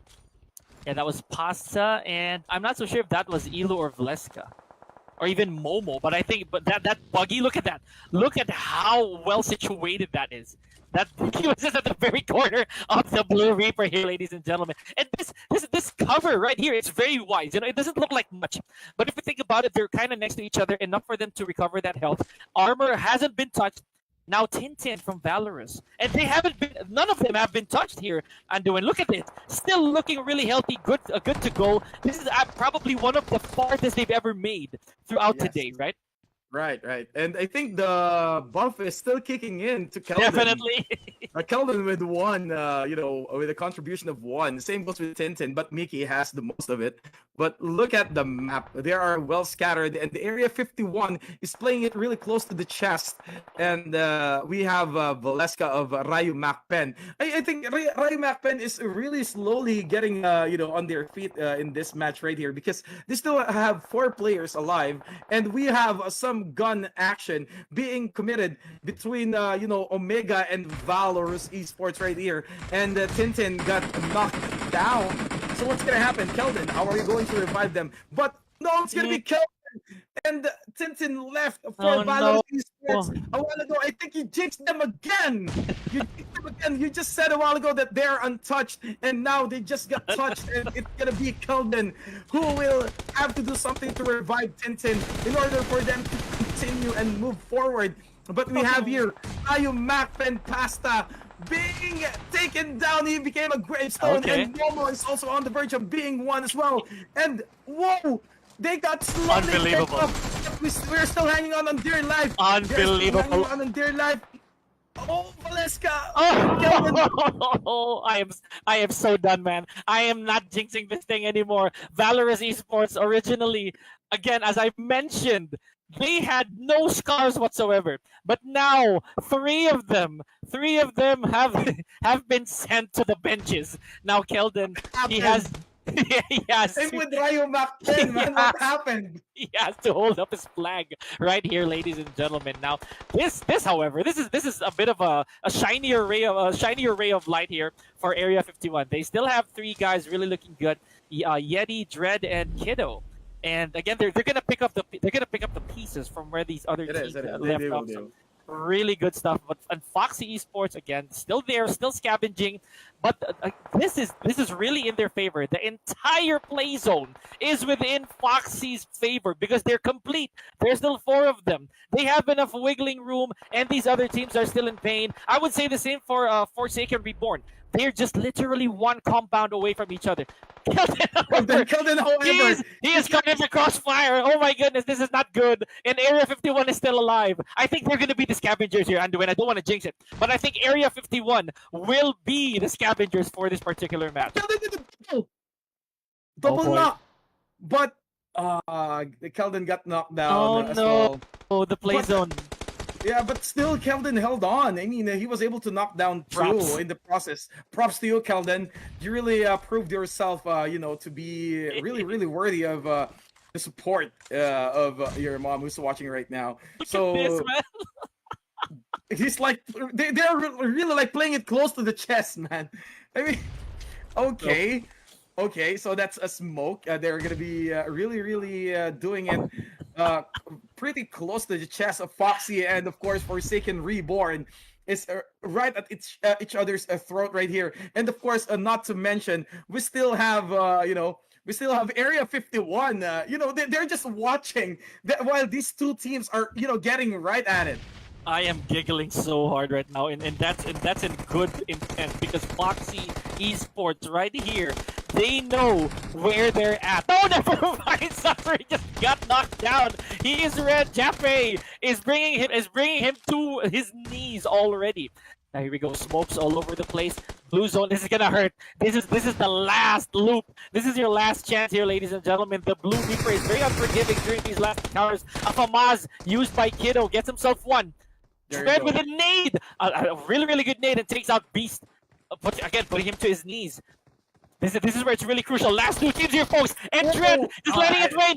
Yo, Area 51. Let's go. Whoa. Look at the tally. That's like a 12 score in total for Area 51. Yes. Unbelievable. Okay, that is one of the most interesting gunfights I have seen today. So congratulations, man. Look at Kiddo. The name doesn't mean that I am young at this. 5 eliminations, 1 for Typo, 4 for Yeti. Dread gets 2. Plus, Rush of B. course, again, another chunky 10 points. What happened to Rush B? Look at Rush B's score. They weren't able to frag anyone at all. I mean, that's like a very crucial level down in their performance. Seeing them performed really well in the early stage of the game tonight. So I am really wondering what happened. And that doesn't give any points as well, by the way. Just to add to that, yeah. Right. And look at the performance of Area 51. They are really playing it close to the chest. We're playing like what I said earlier, you can play near the Blue Reaper, and they were able to do so. They were able to execute it properly, while Forsaken Reborn and Foxy Esports are gunning in to one another. They were like, okay, you guys go at each other's neck. We're just gonna like spectate for a while, and then when the time is right, we're gonna jump in. That is the point I was making. I hate being right all the time, or at least for most of it. Area 51 really picked them off. They scavenged those last two teams as they had to go at it. So good stuff there. Congratulations. That is map number 4 here, folks. And again, the rack up of those kills, man. I mean, there's nothing else we can say. They played that to perfection. I am really impressed by the performance of Area 51, but I felt so sad for Valorant Esports and Ryu Mappen, man. Just right after you said that they're untouched, and when I said that Ryu Mappen is like performing really well, then after like a very quick seconds or maybe like minute, we said farewell to these teams right here. They got pounded to the ground. Oh, they got pounded. The very moment that we made that claim. So again, this is one of the reasons why we don't want to predict, but it's part of the job. We had to do it, and that with Area 51 being again the victor for map number 4, we haven't seen anybody who has done a two-peat. A repeat, if we may, a repeat of their chicken dinner. So are we gonna see that? Are we gonna jinx it again, or are we gonna see a brand new crown for our next map? That we will find out after a short break of the PUBG Mobile Bhutan Cup Major League Finals 2023 when we return.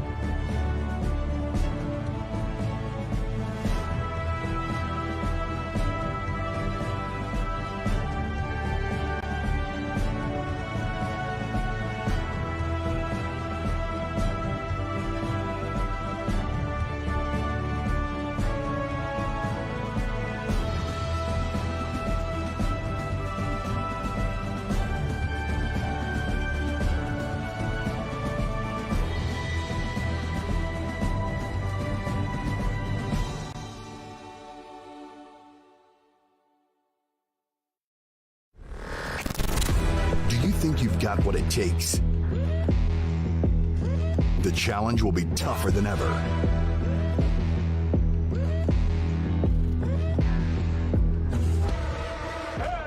In 2023, international esports has a new home. Over 100 nations fighting for the championship in a celebration of everything that makes esports great. Who will rise up to the challenge?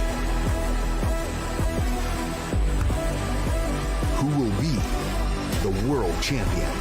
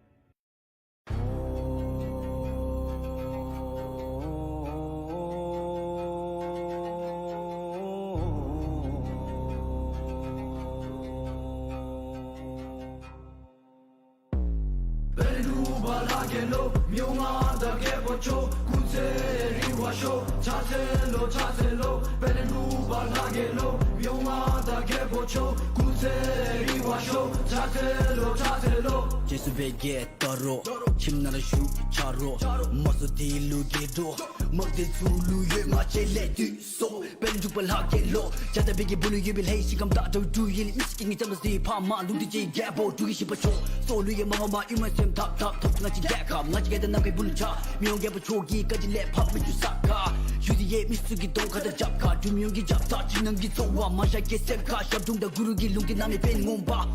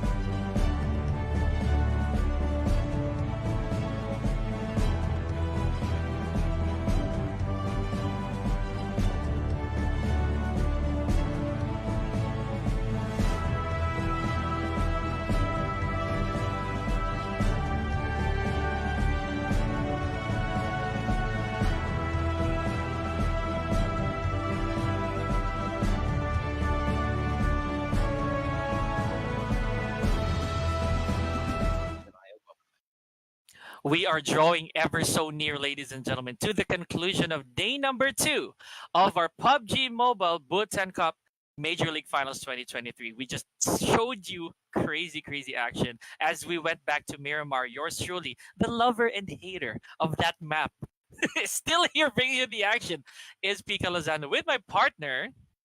Anduin, what's up, guys?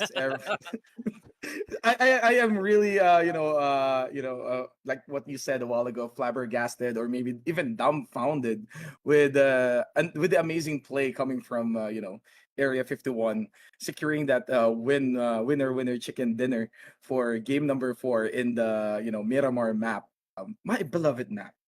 So congratulations, Area 51, for bringing home the chicken. Now you have something to enjoy with.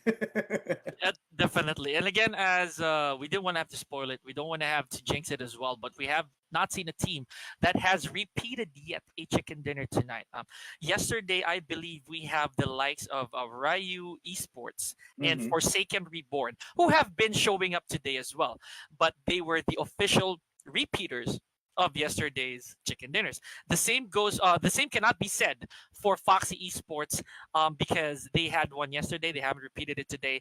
And Area 51, same thread as yesterday. They had their one, right? So they for sure already have another 10 points in the bag. But will they be able to do it again in a map like the next one that we're gonna have? We don't want to have to spoil for those of you who just tuned in. So yours truly, I believed earlier, and I hate it when I say it out loud, that Ryu Macfen And Valorant Esports, who really went the distance for that game. They went so far as to place third, right? As to place third without any mortalities or casualties in their team. And all of a sudden, bam, everybody just again turned into rocks. So ladies and gentlemen, let's see if we're gonna witness a change of tone in our next map. Yes. So Welcome to our next map sequence again. So I am really looking forward to more jump packed action here in Erangel, being it our fifth map for today. And is it gonna be a Rush B who will be repeating the same result as they did in this map, or is it gonna be another team? Will it be Ryu Max Pen time to shine in this in this map? We still don't know because we are here just to deliver some action-packed guns and fights and close quarter combats, maybe sniping a mix on it, and still depend on how the teams will deliver in every single map that they will be playing in. So I really do hope that we're going to be witnessing our first repeater for tonight's game. For our fifth map as well. For our fifth map, okay, it's since it's Erangel, so most likely we have high expectations in terms of Rush B Esports, or even Ryu Macpen. I'm not gonna cross them out of the equation. Druk's Yakuza Esports, you can still gun for it. You please try to step up. I really want to see them rise above the occasion, perform well, try to approach the terrain in a very different way, try to come up with different strategy in order for them to gain a spot in terms of placement. So if you guys are ready, we're gonna fly you over to Erangel. So let's begin. Wow. Okay. So we're going on the flip side here, of course. So instead of what we saw earlier, we're going to go a little bit of a northwest direction here. We're starting off with the military base already, and again, it looks like it's a Zarky drop off, man. It's that stopover, it's that type, and a lot of our teams have already dropped off the military base, specifically Rage. They did this earlier as well, Anduin. They went straight to military base earlier, being a very unusual choice, but. Again, the likes of Above the Law, who's going to go a little bit off script by heading towards Quarry, and Primorsk and the Ferry. Still one of those locations you don't really see that often, but or at least not for this particular game. Play Zone looks like it's gonna head straight towards the spot where I want to live, the mansion, as well as yours, which is Shelter. Shelter. Yeah, definitely gonna be a mid map game, if I can say so myself. It doesn't look like it's gonna be very watery anytime soon. Now, we saw earlier again the turn up of Valorant Esports. Very good showing. And me for one, I have faith in how they're gonna deliver this. Yes. I mean, I got really carried away with the performance of Keldon, because he was able to knock down at least two members of the opposing team earlier during the game, while fighting them alone. But of course, the number beats everything. So he got overwhelmed in terms of the number of players assaulting him. So still, kudos to Keldon for putting up a fight. So I think we had an early engagement right here. So Druk Yakuza Esports is going neck in neck with Omega right here. So what's gonna happen? I think it's just a 2v4 situation. Oh my! Okay, Isopo already inflicting a lot of damage right here. They did lose two from their side already with Du and Versace, by the way. So this needs to be a bit of a retribution here from the side of Druk Yakuza. Is he gonna be able to? Yes, he does. Isopo takes out Flaco off of the Omega.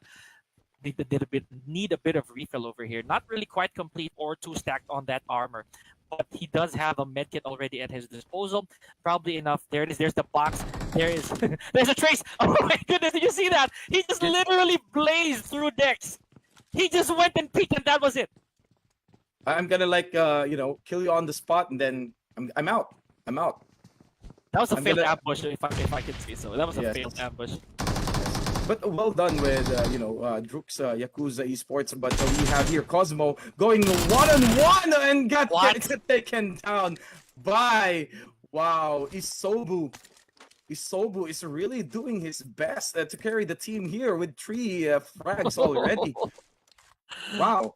He is picking off the Mega Omega single-handedly so far here, man. It's insane. Last one. Definitely. So Foxy Ronin, I think Foxy Ronin saw someone outside, or maybe not. Maybe just peeking outside. I don't see anyone near him though. So I think it's just being really cautious with his movement, because anything can happen in this map, since this is this is Erangel that we're talking about right here. So lots of compounds, lots of a place to hide in. So being careful with your actions, even the footsteps can really give you away, especially gunshots, like what I've said earlier. So you really have to be careful with your movement. So Foxy is really looking promising in this engagements right here in terms of the day 2 tournament. I think they've already secured themselves a very good spot in day number 2. So I am really looking forward in the things that they can do in this tournament. Same goes with Rush B. So far, I haven't seen any great performances coming from Ryu Esports and Ryu MacPen. So this is like their very last chance to step up and secure a spot in terms of placement, maybe even frag. Yeah, we're gonna see that later on tonight, ladies and gentlemen, regarding the leaderboards, or rather the scoreboard of our players. Let's see how far forward they've advanced. Or I know that some of them actually inflicted more scores than most of the other teams, right? And sad to say that the likes of G Gang and Above the Law, I'm not saying that it's a dim path ahead, but there's a lot of work to be done, right? So it's something that needs to be looked into, especially on day number 3. Now here we go, ladies and gentlemen. Area 51, they're really putting their name out there. If I can be blunt, especially a while ago, I saw Kiddo being their top fragger, right? If my memory serves me correctly, he did put a lot of carrying, and it's a matter of, as much as I would say that it's positioning. If you notice, Kiddo is alone here, so he doesn't really have much of his teammates in this particular compound. It's loot season so far, but again, is it safe to say? Is it safe to say that the entire team of the Mega Omega has already been eliminated because care of Druk Yakuza, right? Druk Yakuza. I think Druk Yakuza just heard you, or just heard us, not just you, but also me. They heard us talking like, when are you going to step up? That's And right. I think Red Queen Red Queen is also rooting for them. So they really need to step up their game and look at this well parked, cars again. Inside this compound, we have Rush B, Beerus, and at the same time, they are not really doing lots of engagement, but a very promising team right here, Rush B, being one of the elite teams who got invited here. So I am really astonished with their performance. So Rice Gum, especially being the coolest medic in this team right here, ever. The person who revives the teammate, maybe even drop a med pack if it's needed. I am really rooting for this man right here. But we still have Ryu Esports right here, Toxie, just strolling around the area. This is like a very cool neighborhood, if ever. But there's gonna be, I thought, continuous like dizzy because of this car, but there's like an engagement right here. Rice Gum was able to spot someone without giving away his position. What's gonna happen? stuff. Again, this is G Gang we're talking about. I think they've learned from these encounters that they do have to stick together. I'm pretty sure that they have, right. They've noted that already. And again, it's really early on. Beerus, good positioning right here. I know he's been relayed information. He has a better vantage point compared to Rice Gum earlier on. We did see that he has been shooting. He has been shooting. But look at this. What a push. We have a tandem over here. That's Jod and Aris just literally swarming straight into the line of fire here of Rush B. Now, contrary to that, it is Rush B being rushed by G Gang, and we have one over there. I believe we have a sniper over that hill. For that's Game Boy, right? That's Game Boy. He's holding up spot. He's trying to relay some information, but none of these encounters are from what we've been seeing. I mean, it's a bit too late for Rice Gum to revive his teammate. So I don't know how how he is feeling right now. No. Why? I am supposed to be there to help you out whenever you guys need me, but unfortunately, you cannot turn stones into people anymore. So okay, so we're gonna we're still down to 15 teams, and we have no vision knocking down someone off cam, but we have G Gang, like what my partner reiterated a while ago. They were really not capable of playing together in the early stage of the game, making it like a disadvantage for them because they are not they are far apart from each other. So now they learned from that mistake. Let's not hope that. I just really hope that it's not too late. When they realize that maybe because there is like a very big potential for them to win this competition as a team instead of playing individually. So we have here a Rage Nono securing that vehicle with a smoke. So running out. Okay, picking up Ross, reviving. I'm gonna be reviving you, my guy. Don't worry about that. So No. I'm not sure if Nono's a bit, tipsy because he's like ramming that motorcycle in the wall. So Nono is really providing backup to his teammates. Oh, man. But it's a bit too late. His teammate became great souls already. This is not looking good for RPC. Oh, no, there it is. That's what we were talking about. Rage's bull right there. Again, saw red. He saw red and just took a shot at it. Beautiful stuff with that MK14. DMRs always do the work here, ladies and gentlemen. And in such a ranged terrain here at Erangel, really big. I mean, any map in PUBG, but with the likes of Erangel, where there's so much opportunity for you to snipe or use DMRs or marksmans, you should definitely go for it. Now, here we go. NGT Bhutan, I don't want to say what their status is right now because just in the blink of an eye, they actually might just be picked off without our knowledge. That's what happened earlier, so please forgive me if I ever jinx that. So they are on top of a hill right now. Godson just be getting himself a bit of a proper positioning, seeing if there'll be a forehead somewhere. Kelly, Honey, Wimpy, again, that's what we're talking about. It's just a matter of staying compact, but at the same time gathering enough information. I'm not sure, but correct me if I'm wrong. I'm seeing just the 3 players from Forsaken, Reborn. We have Hades, Zilly, Jason. Yeah, that's true. I'm not sure what happened to the other one. So still, if they can hold on, I mean Zilly can carry the team as well because of his gun. Non-stop gunning performance. I mean, he's very accurate in terms of his aim as well. So Zilly is definitely a force not to be reckoned with. So still, given the fact that this is like a 4-team, what do you call this, competition, they should be at least a 4. I'm not sure what happened to the other one. So this will put them in an early disadvantage because they are outnumbered by every other team who jumped out of the plane going to Erangel.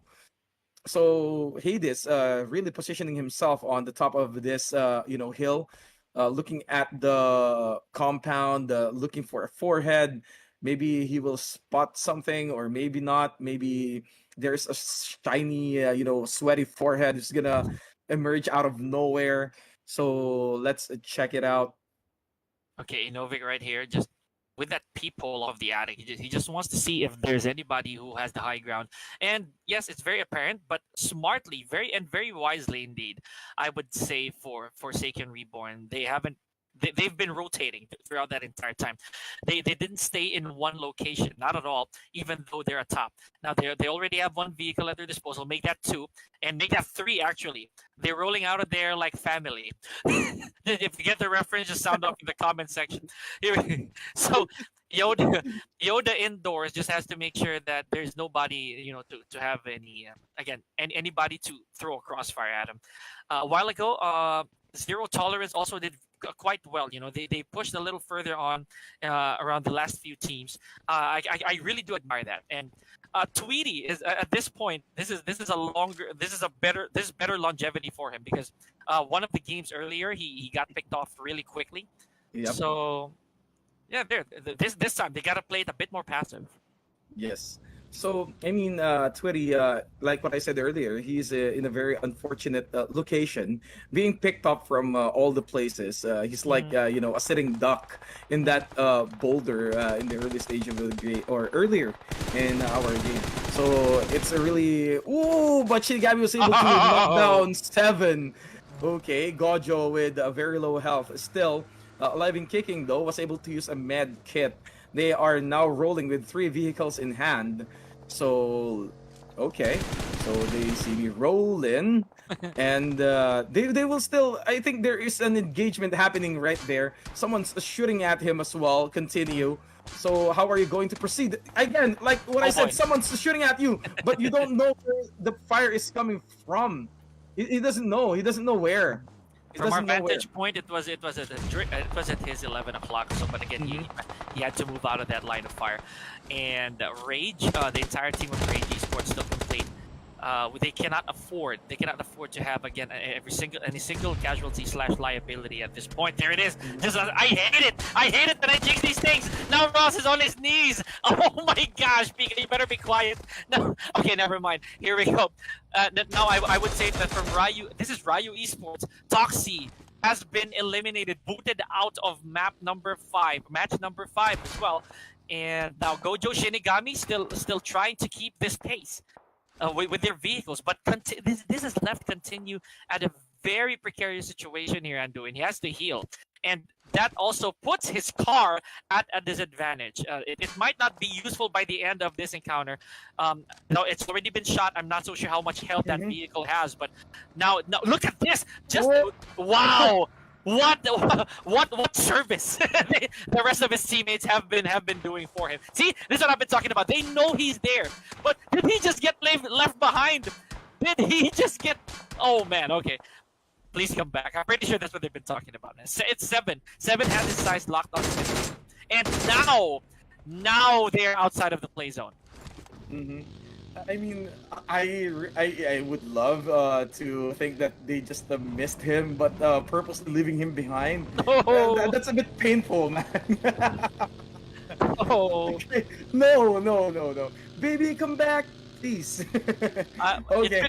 It could also be because it's a buggy, man. I'm not really so sure. One's a buggy, but one had a car. I could swear on my life it was a car. So he didn't get picked up, oh man. Okay, but moving forward, guys, still we have NGT, Bhutan. I'm not gonna jinx it like what we did earlier. I'm not gonna say anything that will compromise this team's chances of winning. But I'm just gonna comment on what's going on in the screen right now, so I can see them rolling with a very colorful vehicle. But No, it's knocked down as well as Raw. So now it's up to Bull and 7 to go out and revive their teammates. So what's gonna happen? Ryu Macpen is slowly gaining in on them. Is there gonna be enough time for them? But a grenade was thrown! A grenade was thrown!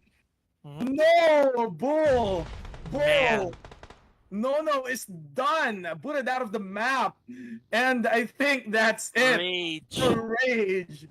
We are down to our 13 teams. Ryu Macpen being relentless in that assault. unbelievable. That first nade already made my heart stop. Like if you ever saw that headed your way, you would literally jump in panic. It's one of those encounters, but no choice, man. He had to pick up his teammates. Just they could try to avert the crisis, but it's not really looking so good. Valorant Esports, however, Mickey now with a bit of a steering problem here, has to be super careful. Forced to leave his vehicle, but just like that, G Gang has been exiled by Rush B. Oh man, but Valorant Esports as well. Look at this, already bleeding very profusely, and Mickey gone out of there. Kinley is slowly driving away from the scenario. Medpack, Keldon as well, using the medpack. Because, this damage coming above the law, Thompson with the grenade, with the throw. Is it enough? Is it enough? Is it going to hit? No, he missed. K-Max is really done with this, with this round right here. But Yeezy is also running out of time. At least he has a med pack to extend the life, but no! Oh. Why did you stop using the med pack, Keldon? Keldon is slowly getting chipped away by the Blue Reaper right here. What are you going to do, Keldon? Keldon, no more med pack. No. Keldon, no. It's up to you, Kinley. Kinley. Oh, Kinley's also done. Oh, he's done. Yeah, he is. Oh my goodness, there he is. The play zone got to him. No. Valorant Esports. Yeah, that was quite a journey. Valorant Esports, nicely done so far, but unfortunately, out of this round right here, out of this map. I can say the same for Emperors here, ladies and gentlemen. Stun, hanging on for dear life here. I hate Ninja and K-Max already back in the bench waiting for him. But of course, definitely cheering on. Now, Ryu Makpen. Now, I know I'm not going to jinx it. Look at their positioning, man. They have everybody in their sights. Away from the competition, away from the line of fire. And look at this exchange, man. Foxy Esports. Everybody turning, everybody kneeling. Bleeding from the neck down. And Ryu Makpen still picking off the scraps. And this is what we're talking about, man. I think parking indoors is really the way to go, man. I mean, I know for a fact that it's because they're not gonna allow the other teams to spot where their cars are at. Yep. I mean, it's like a thing here in in PUBG. So you have to wise choice. Wise choice. You have to. I just hope that it doesn't become a thing in real life. Parking indoors. Don't try this at home, folks. Don't try this at home, please. Just because you see it here doesn't mean you have to try it in real life. Okay, but Honey is really doing his best to hang on for dear life. Please. Medpack is slowly kicking in, and he gets another chance. So what are you going to do? Let's find out. Okay. Oh! Gojo got taken out of the car because of the blue. One-way ticket to the blue, indeed. So what's gonna happen? Continue. It's up to you. Are you going to risk everything just to rev Gojo? But no, man. No, we are down to our 7 teams. Forsaken Reborn is out of the open, and someone from Ryu Makpen Pasta is, really focusing on them, shooting randomly, but hitting no one in the process. But they are very healthy, like what you said. They are out of the line of fire, and I think they are replicating the strategy of Area 51. Yes, in but a way. What I am seeing right now as well is, even though they are down, they are down to their 3 teams. Forsaken Reborn is really hanging on as well, really well. Oh man, and I was about to say that Isobu there a while ago from Druk Yakuza, still really kicking well, still alive to represent his team. 3 of them are gone. He was the last man standing. I'm not so sure how he's gonna do that right now. I cannot see him just yet. But so far, Rush B, 0 tolerance. Do you see this right now, man? 0 tolerance in the last 5 teams, man. Learning properly from their encounters earlier. But Tweety getting himself shot. Better be careful. That is no pony tat, my guy. You gotta be careful. Those are bullets. That's not Sylvester, man. Absolutely not. No suffering succotash happening right now for Tweety. Dread has to get back in. The zone is not very forgiving at this point. You see how close they are to each other. This is still 5 teams, man. Anything can happen. any crossfire can be engaged at at this moment, at this very stage of the game. Yoda's gone. Now Ryu Macpen. Looks like they have a very well calculated again approach towards these last 4 teams. There it is. Rush B seems to be gone.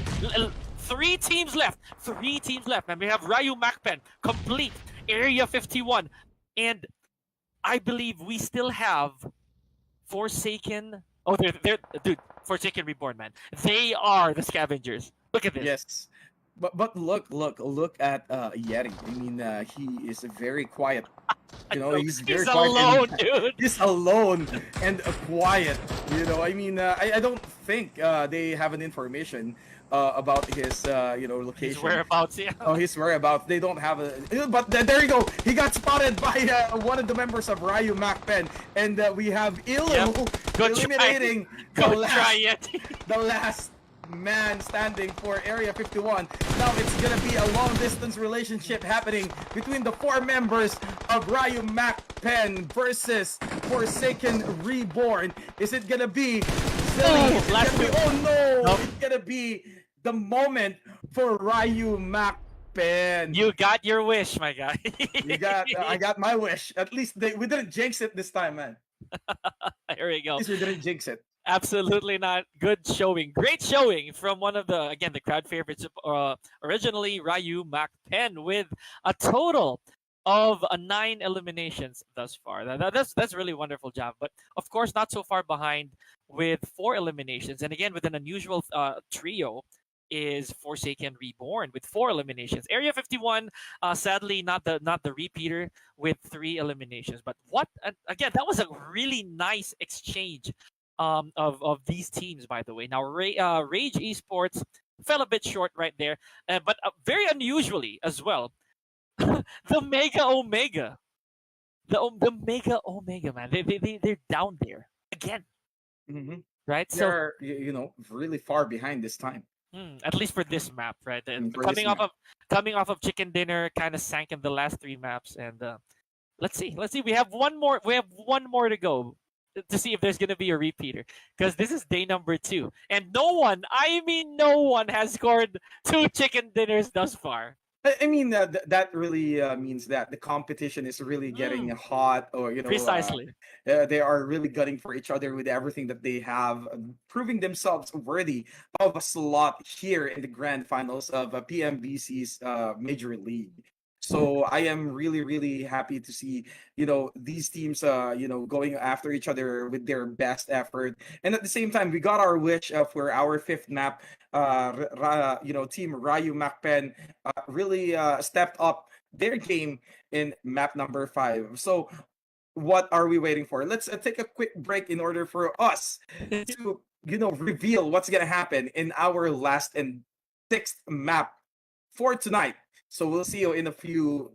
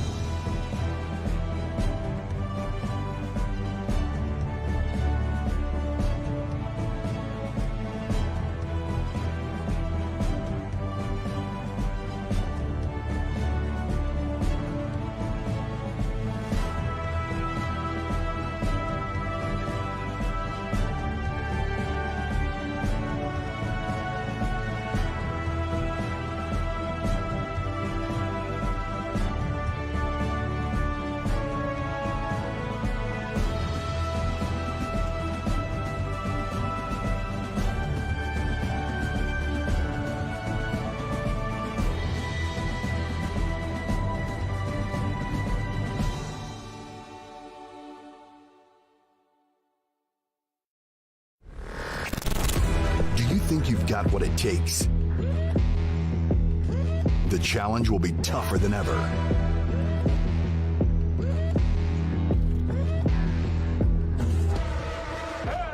In 2023, international esports has a new home. Over 100 nations fighting for the championship in a celebration of everything that makes esports great. Who will rise up to the challenge? Who will be the world champion?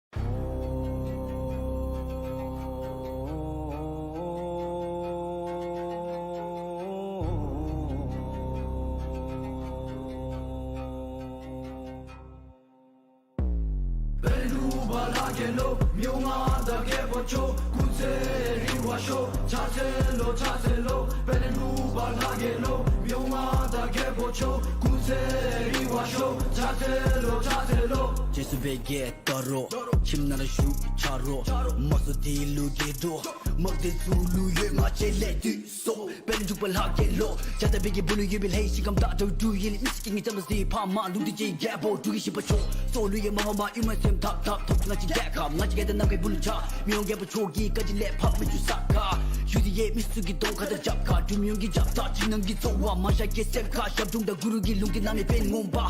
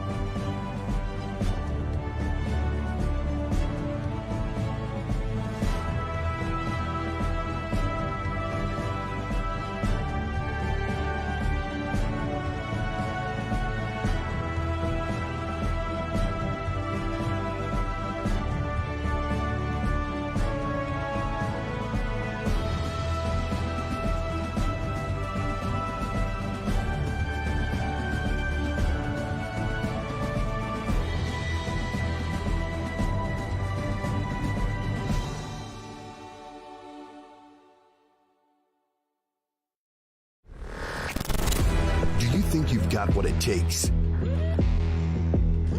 The challenge will be tougher than ever.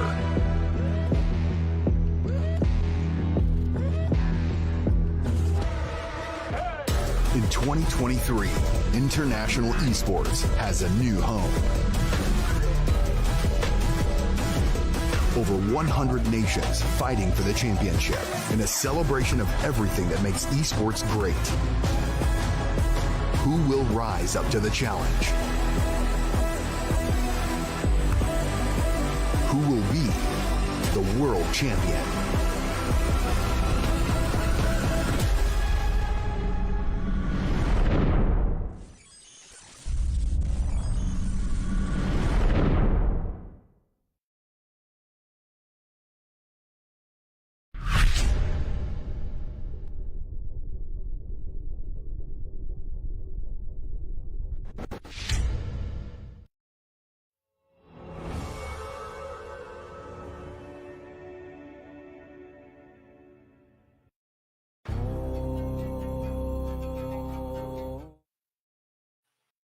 Hello, guys. Welcome back to our last game for tonight. And again, welcome back to PUBG Mobile Bhutan Cup Major League Grand Finals. You are joined with me again, Anduin's Highgrounds, and of course, my partner, Mr. Pika Lozano. So, Pika, are you excited for our last game for tonight? Mixed Because I am- emotions. I'm not gonna lie, dude. It is mixed emotions for me. Granted, how many different scenarios we've witnessed already. Again, for the first time today, or rather in this finals, we haven't seen any repeaters so far. Foxy Sports, freaking Ryu Macpen, right? These names has shown us a lot of these crazy plays. It's Area 51, some of those ambushes every now and then. But to me, I think this last map, I know there's gonna be a surprise here somewhere. Maybe we're gonna see Valorant esports being in the last circle, maybe the last 2 or 3 teams. I've been seeing them evolve, as the games go by. So I'm quite excited, but at the same time I'm nervous because this is the reverse of what we did earlier. We're going to Sandhawk. Mhm. So mm, Again, the very fast-paced map right here. Again, the tropical map of Sanhok. So we can expect early encounters here, early engagement. You have to pick up your guns as quick as you can. If you land on the same spot, then definitely the person or the player who has most loot in the earliest stage of the game will definitely have the huge advantage in terms of a map. Right here in terms of equipments, weapons, guns, and pretty much every stuff that you can get your hands on mm. in Sanhok. Wow. Okay. So this is one of those maps I would say that again amongst these three, I personally love the aesthetics of Sandhawk. If I can be very honest, more than Erangel, yes, because Sandhawk it looks really secluded if you think about it, but Mhm. it's really not. You actually have bodies of water to go around and through. Not to mention a lot of trees, a lot of greenery that you have to use to your advantage. The compounds, as you may see, they're not always that close to each other. But to me, I want to see how Foxy Esports will bounce back from this triumph. Yes, I know that they won the first Sandhawk, but having to secure Sandhawk will give them a higher percentage, if not already a high percentage of winning in this particular map. It's day 2, and it is the last game. Again, we have no idea yet if we're ever gonna have a repeater today. So maybe, Right. just maybe. Please do not listen to me, oh fate. Please do not listen to me in saying that we're gonna have a repeater in Foxy Esports because I don't like jinxing. But Mhm. they, they just might. I don't know. I mean, let's face it. I mean, what happened earlier? I mean, that is something that is unexpected between the first match in Sandhawk. Foxy Esports, they really have the disadvantage. Let's be honest. I'll be blatant in this Mhm. in this analysis right here. I mean, Foxy Esports has the disadvantage in terms of position, but the opposing team engaged them, so they were able to like grab the opportunity and secure the win from them for themselves. But still, that is something noteworthy, and kudos to you, Foxy Esports. So if you can replicate that kind of play style, then by all means, you're gonna be our first repeater for tonight. So let's fly you over to the map of Sandhawk. Wonderful, and looks like they're straying away from my favorite spot, Hatin. Right, it's not a favorable spot, but again, G Gang looks like they are again rather close to each other. Here we see Game Boy, Jod, and everybody else dropping mid map right here, ladies and gentlemen. Now, Area 51. This is very unusual. I see that Yeti is actually going to Hatin maybe, or is eyeing for it, because you see how peculiar this circle is going to be.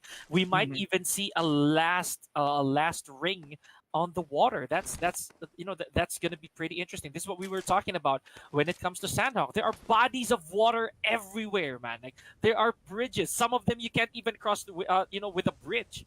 So, or rather, the bridges are going to be so far from where you are. So you're going to have to calculate this properly. Now, being in the Paradise Resort, this is again a hot. Provision. It's kind of, yeah. We're seeing pain right now. But he does have vision over Cosmo. Here we go from the Omega, getting his hands on a QBZ right away. Um, wow, this is early. This is surprisingly early for me, at least for me. Not even we haven't even seen the Blue Reaper just yet. That's right. I mean, still, I mean, that's a very advantage for Mhm. Omega, esports, because they are right inside the Paradise Resort, and it has lots of med packs. As you can see Mhm. here, Cosmo looted mostly all of them, and still, we are hoping for further engagement in the two teams who currently dropped in the same spot in Paradise Resort. Now, looking at Druk Yakuza Esports, we have here Versace slowly lurking the area, but was able to see someone. Oh, didn't catch Ooh, didn't catch that. he's surrounded, man. He's surrounded. He's all Oh boy, alone. He's surrounded. No, no, he has a teammate, but he's surrounded. it's a bit distant right there. Mm-hmm. It's kind of a big gap here, ladies and gentlemen. So, not looking really good here. The Emperors, we haven't seen much of the Emperors prior to this engagement, so let's see if they can actually make something happen this time around, because Druk Yakuza looking really good in terms of their rotation. Versace, as you mentioned, there are teammates near him, but not quite close enough to respond to any encounters, to any hostiles in on location. Now, and that's what we're talking about. Versace taken down by stun. Good start already from stun. That's a chunk of damage. That's a lot of damage. No, that's a lot of damage. So yes, Stun was able to like provide lots of advantage already for his teammates, and still by doing so, he was able to like show the rest of the Yakuza esports where he is. So he might need to get a move on anytime soon. So now let's go with Zero Tolerance Ogi. So we are back to the Emperors versus, Yakuza. So K-Max was able to take down Ju, and now they're looking for more blood. But we have here Hate. Who are you going to hate? Slowly going in. Emperor's Hate slowly going in right after Isobu. I don't think they're gonna meet anytime soon. But if they miss a turn, or there you go. Nope, not yet. Quite. Not quite. I thought they're gonna be having some engagement. So they are really taking their sweet time with the engagement, even though they are just in one area and they have pretty much of the compound. But I think Versace there is a tad a bit low and gonna drop soon. And there you go. The gravestone has been placed in his in his position, and now we are down to ooh. Okay, Again, Siraj, that's Siraj. that's what we were talking about. And now we're, as you mentioned, he has no choice, man. Isobu has to get out and dodge. He's literally swimming his way out of that location, man. I told you, it's so bad. That's how crucial Sandhawk can be, man. The next safest spot, or the next abundant spot that you can get to, might not be anywhere near. And by the time you leave that, you're already now, you're the last man standing. You're out of resources or out of health, either one or maybe everything.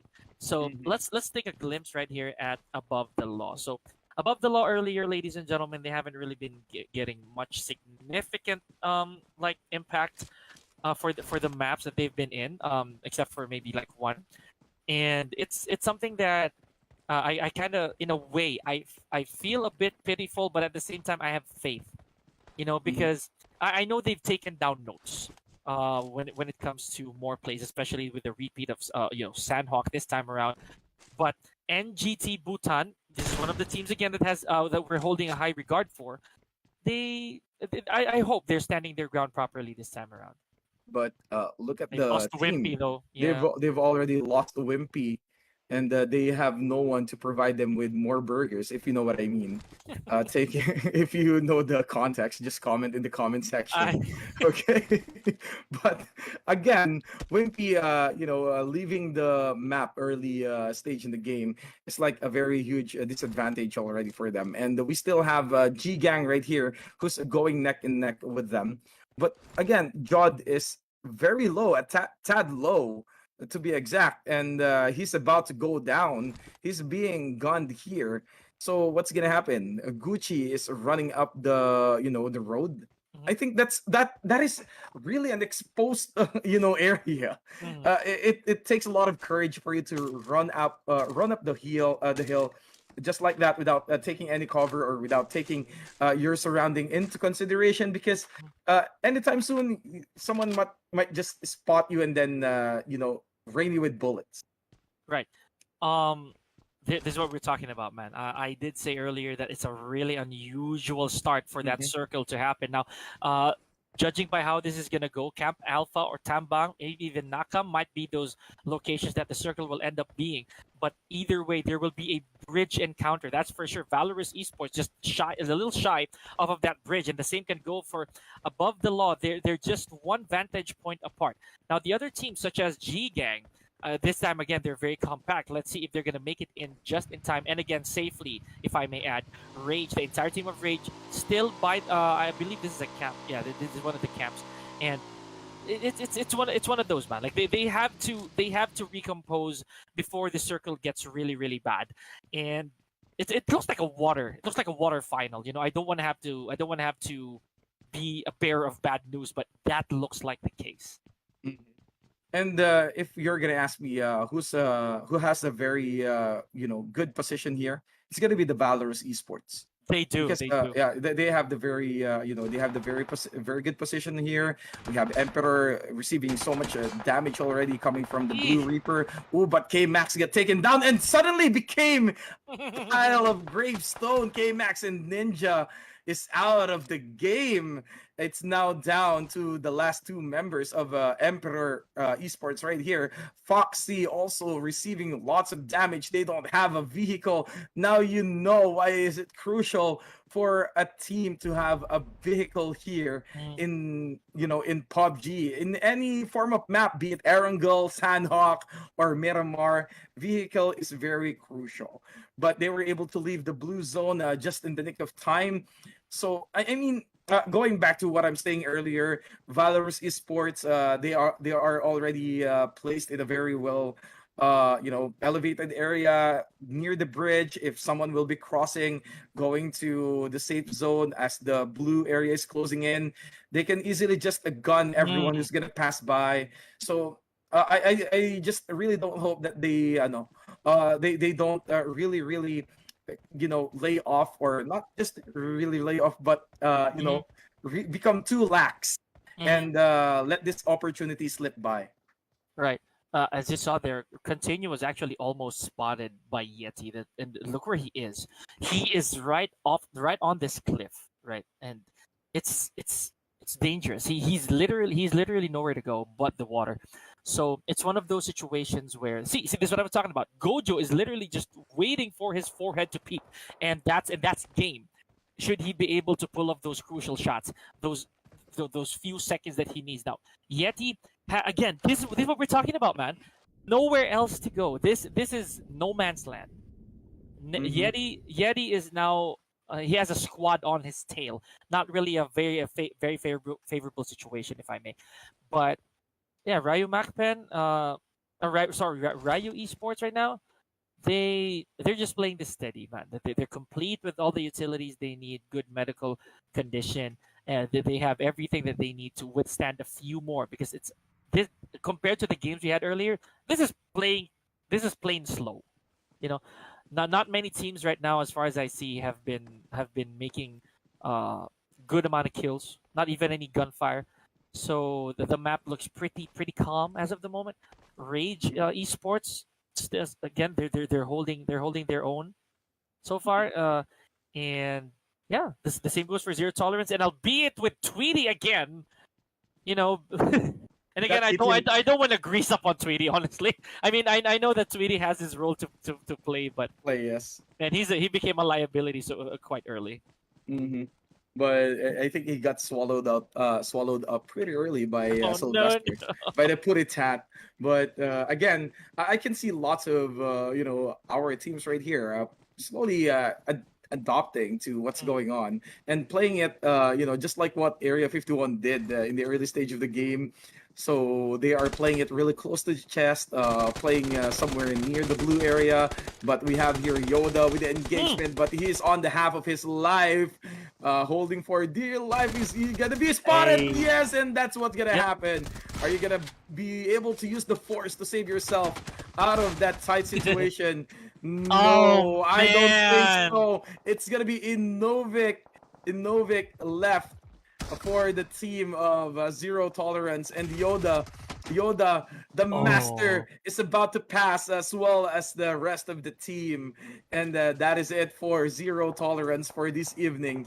We are now down to our 13 teams, and Nono is being revived properly here by his teammates. But no, Ross spotted someone in the grassy areas, crawling and lurking, trying to pick them up one by one. Same goes with Sasori. Sasori is on fire. Sasori is fire. No one can stop this man right here. Okay. Same goes with Beast. I was about to say that Beast really did provide ample backup. That's why the kill counter took a bit. Yeah. Beast I got mean, himself a kill. Yeah. right, right. Beast already has 3 too. All right. Yes. I mean, Sasori served as the bait. Like, Beast picked them pieces by pieces right here. So well done for Foxy Esports. And we still have 2 members of Mega Omega, Dex and Balazip, working hand in hand. The 2 remaining duos of Mega Omega. But it will take a miracle in order for them to make something happen. Still, they were able to score at least 4 frags in this matchup. That is something that you can command. If they can still raise the score or even make a miracle in order for them to get a winner chicken dinner, then that is something that you could applaud. And, looking at how Area 51 is, I've always admired, like, looking at how they've been for the past games, for the past maps. They're really calculated. They're never overextending. It looks like they know once they get information, they draw nearer to the opponent up until it's they're fresh for the killing. I don't think that they're very greedy when it comes to those kills. I think maybe it's also because of their position on the leaderboards. I think that they know they have a fair amount of kills or eliminations, and as well as having a chicken dinner, they're okay. They're not really pushing for the skies unless it's a sure thing. Unlike some teams that we've seen, right? They became a little bit greedy. I don't want to have to mention them all, but they did. They separated a little too much. Went for posting. They went for location security instead of, I'd say, info. Because information is really crucial here. If you don't hear anything, if you don't see anything, then there's nothing for you to be afraid of. But Area 51, that I think they're banking on that idea. If they're away from sight, if they're away from any other teams, that they don't get spotted, then we last longer. But we have to win the gunfights that come our way. So in this case, again, Foxy having the complete all 4 of them right now, but Sasori already gone. I'm pretty sure they know, they remember what happened a few games prior. Yep. And out of the camera, I think one member of Area 51 is able to take down Thompson. So I'm not sure what's happening in that particular side of the map, but we have here Foxy sniping. I think Foxy's Lincoln here has an idea where some of the members of Area 51 is, but he's just not sure. That's why he keeps on taking tabs or keeping tabs on that particular compound right there. Just in case he sees someone moving or maybe crawling, and take them out if he gets the chance. But look at this one. He's overextending. He's a bit far from his teammate right here. So if he gets knocked down right here, Beast is out of the equation to come and run to revive him. So look how well positioned the Area 51 is. Patience is really, really being tested here. They are not moving, not one bit. Even though the Blue Reaper is closing in, that's the time we're in. They will move out, and they are now swimming. I mean, most of the members of Foxy Esports are swimming for dear life, trying to avoid the Blue Reaper. But the hard situation here is if you get spotted while you are enjoying the water, frolicking in the water here, it's gonna be really hard for you to defend yourself because they can easily shoot you down. Just like what's happening right now. Keldon was able to take down Jod and hit with the nade to Ilu. And was able to take down Stun. Hate was able to take down Pasta of Ryu McPen. What's happening right there? Gojo and continue the remaining members of Team Ryu Esports. But continue is taking small amount of damage. That means some of the members of the opposing teams knows his location. So what's going to happen? Above the little Thompson, what are we going to do? We're slowly running. Forsaken Reborn, JP is also crawling. Oh, crawling. No. Not really a good look right there, ladies and gentlemen. As we were talking earlier, it was a good exchange right there on the side of Team Rage as well. We're gonna check up on them later on if they're still in this round right here. But so far, Area 51 throughout that entire scruffle, Kiddo's the only one left, and he is highly surrounded here. by Team G Gang. They have been turning up here, ladies and gentlemen. Aries he has his sights locked on in that very small shed where Kiddo is staying. Now he moves a little bit backwards, but albeit with a bit of damage from the blue zone. You got to be super careful here. Everyone amongst these players, they have to account for that, and that is it. That is it. What a takeoff! And Area 51 is out of there. Good stuff from G Gang's Aries. Has 3 eliminations to his name, and now has to patch himself up a little bit with this medkit. That's the only one he has left, and has to make a run for it. Is he gonna go for the box? No, not quite. He still has an encounter in his way. Okay. Now, if you look at the top part of it, around 160 degrees from where he is, Team Forsaken Reborn is still out. They're still out there scouting for information. Just picking up all that's left of these teams. Right? Here we go, Keldon. Keldon, no, Keldon, no. That's what we always say. Keldon has been taken out, man. And that by again Ryu Macpen. And Beerus, there, Rush B. Look at this exchange. Oh my gosh, everything's moving so fast. It's happening really, really fast. You know, like the play zone killed someone. Ryu continue as well. Whoa! Oh. The Blue Reaper is like getting a double kill in this match right here. Rage 7 got taken down by Rice Gum. The medic is really doing miracles. But he's on fire. No, patching himself up. So what's gonna happen? 7. Rage Bull is out of the equation, but okay with the nade to Val Keldon. Keldon, no. Again, Foxy got eliminated, and Beast as well became a tombstone. Val, Mickey, I think that's it for Valorous Esports. I'm not sure what's gonna happen. No got taken down as well. Kiddo is really doing magic right here. The Kiddo 69 is doing lots of miracles here. Wow, with the double kill or double frag in the entirety of this match here in Sanhok. Jamyang with the single kill. We have 2 teams eliminations right here, and then we only have 6 teams left. Yep. Kinley, can you do something in order for you? Oh man, no, that is it. Oh. That was it. Good job. No. Jason just literally fished him. Oh my gosh! And just as I was saying that, Jason, while patching himself up, that mummy also got picked off. Now Hades takes out Yeezy here, ladies and gentlemen. We are narrowed down to our last 3 teams. The end is nigh here, ladies and gentlemen. And Jamyang from Rush B has been brought to his knees. Beerus and Rice Gum. Kiddo, they have yet to get their eliminations here, Anduin, but Kiddo, he looks to be the fresher man.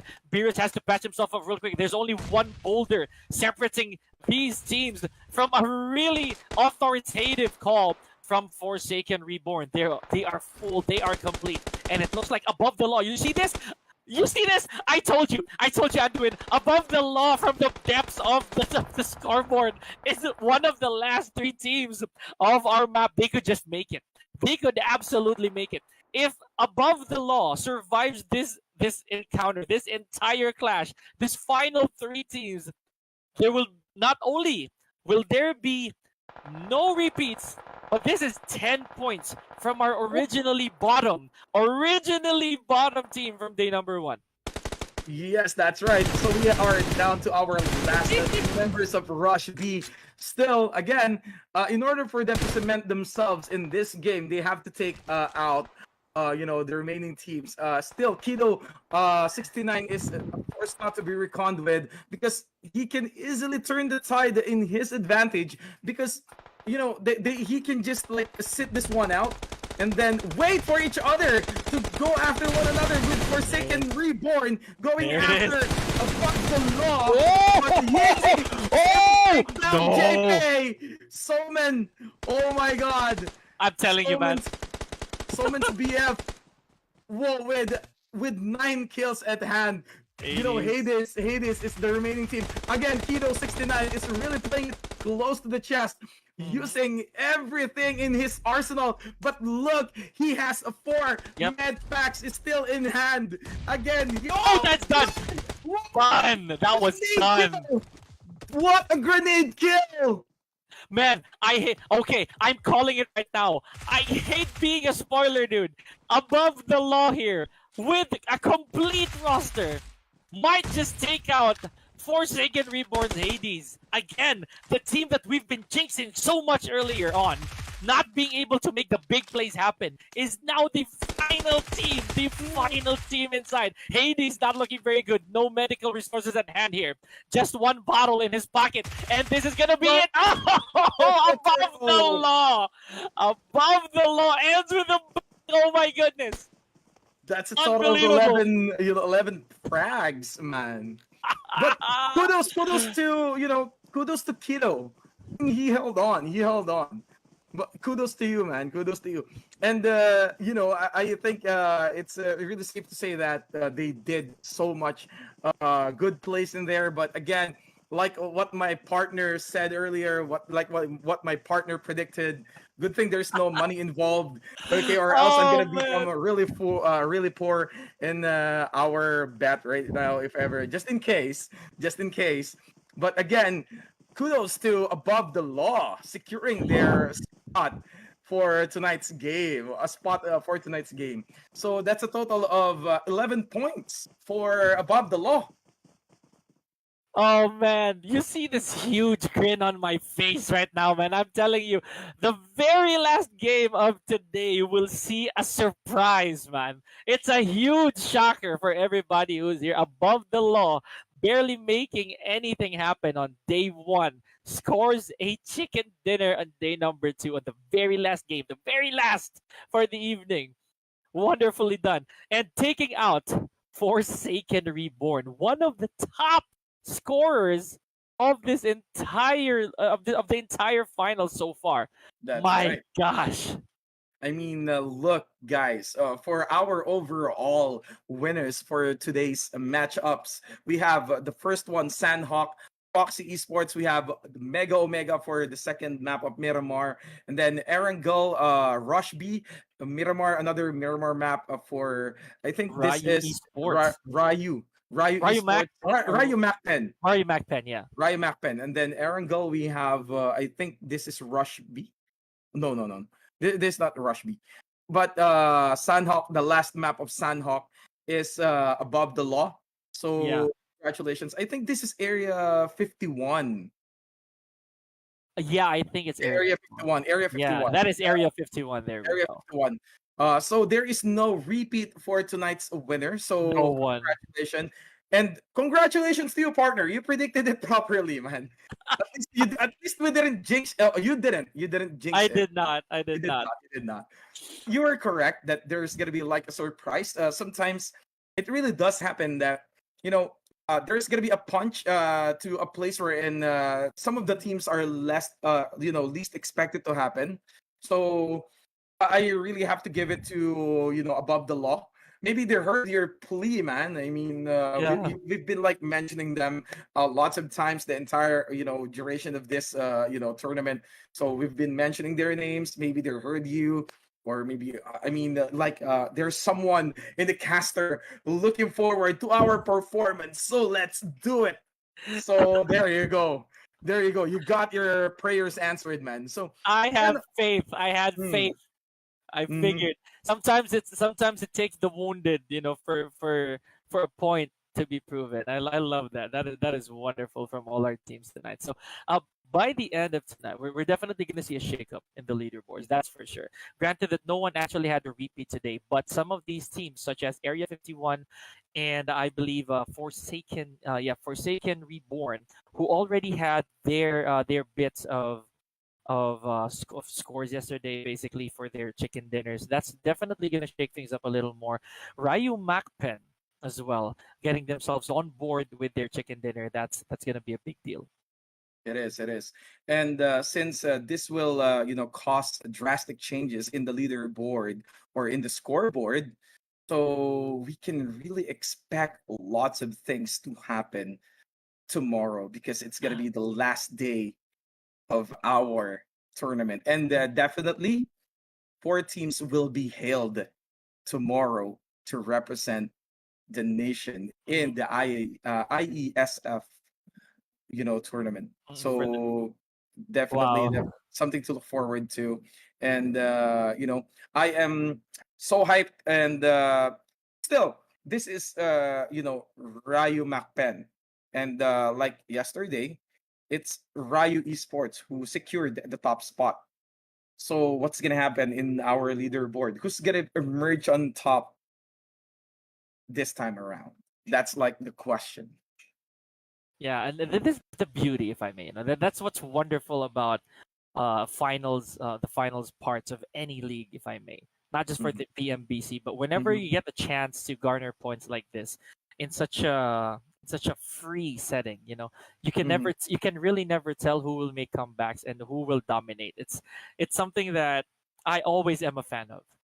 You know, I'm sure that perfect. G Gang, of course, has heard me as well, or maybe Mhm, they're just really there's just really something that kicked in as mhm, soon as those stats started to show up. Now, oh no, we gotta push, we gotta get a little bit more in our in our efforts, just to make sure that we don't go out without a bang. And the likes of, again, Druk Yakuza, which is again one of Red Queen's favorite teams. They've been really showing us why they are also favorites, because I mean, for a good reason. They were in like the final three in some of mhm, these games. The same happened to, of course, Forsaken Reborn. Never disappointed us, right? And then there's also Valorous Esports. Like they were at one point, they were in the final three. So that already gave us a story to tell. So of course, there's a buff there. mhm. We can't deny that. And who else? Maybe tomorrow there'll be more buffs, man. Like we can never really predict. And I'm excited to find out. Right. So for you who's watching at home, please make sure that you comment exclamation point notify in order for you to get notifications on the upcoming games of PMBC Major League. And don't miss out, guys. And please do follow me and my partner on Facebook, guys. My page is Anduin's Highgrounds, and of course, my partner's page as well. There you go, Pika Lozano. And we would like to say thank you to the following people for making this tournament possible. Of course, let's not forget to say thank you to our director, Mr. Colix. Okay, Colix Production. Thank you so much, and of course to the core team of PMBC, Miss Z Empress, Freya Arns, and of course to my co-ardent and caster as well, Red Queen Gaming, for giving us a shot here in PMBC. Wait, does she have a post like that? Does she Not have a yet. post like that? I'm Not the yet, one not make yet. I'm the one making her poses. Okay, Shout out okay, to your red. You owe okay. me. But Yeah, yep. Again, thank you so much, guys. Thank you so much for having me, myself, Anduin HG, and of course, Pika, for bringing you nonstop gunfight action here in PMBC Bhutan Grand Finals Major League. Thank you so much. And is there anything else that you want to add, partner? yeah, basically, thank you. Most of the things that I would like to say are actually thanks, because again, the PUBG mobile community in Bhutan apparently has such warmth, such passion for this, for this craft, for this esport right here. And I for one am looking forward to more of this in the near future. So for what it's worth, we would just like to invite everybody for day 3. That is tomorrow, for the PUBG Mobile Bhutan Cup Major League Finals. It is the last chance for these teams to actually garner points, and we are going to crown champions even. We will never know of who among these really aspiring players can definitely make that difference. So for what it's worth, I would like to personally give my own sign off as we close the doors to day number 2. So coach says good night, sleep tight, see you, and on to the next one. We're out. We're out.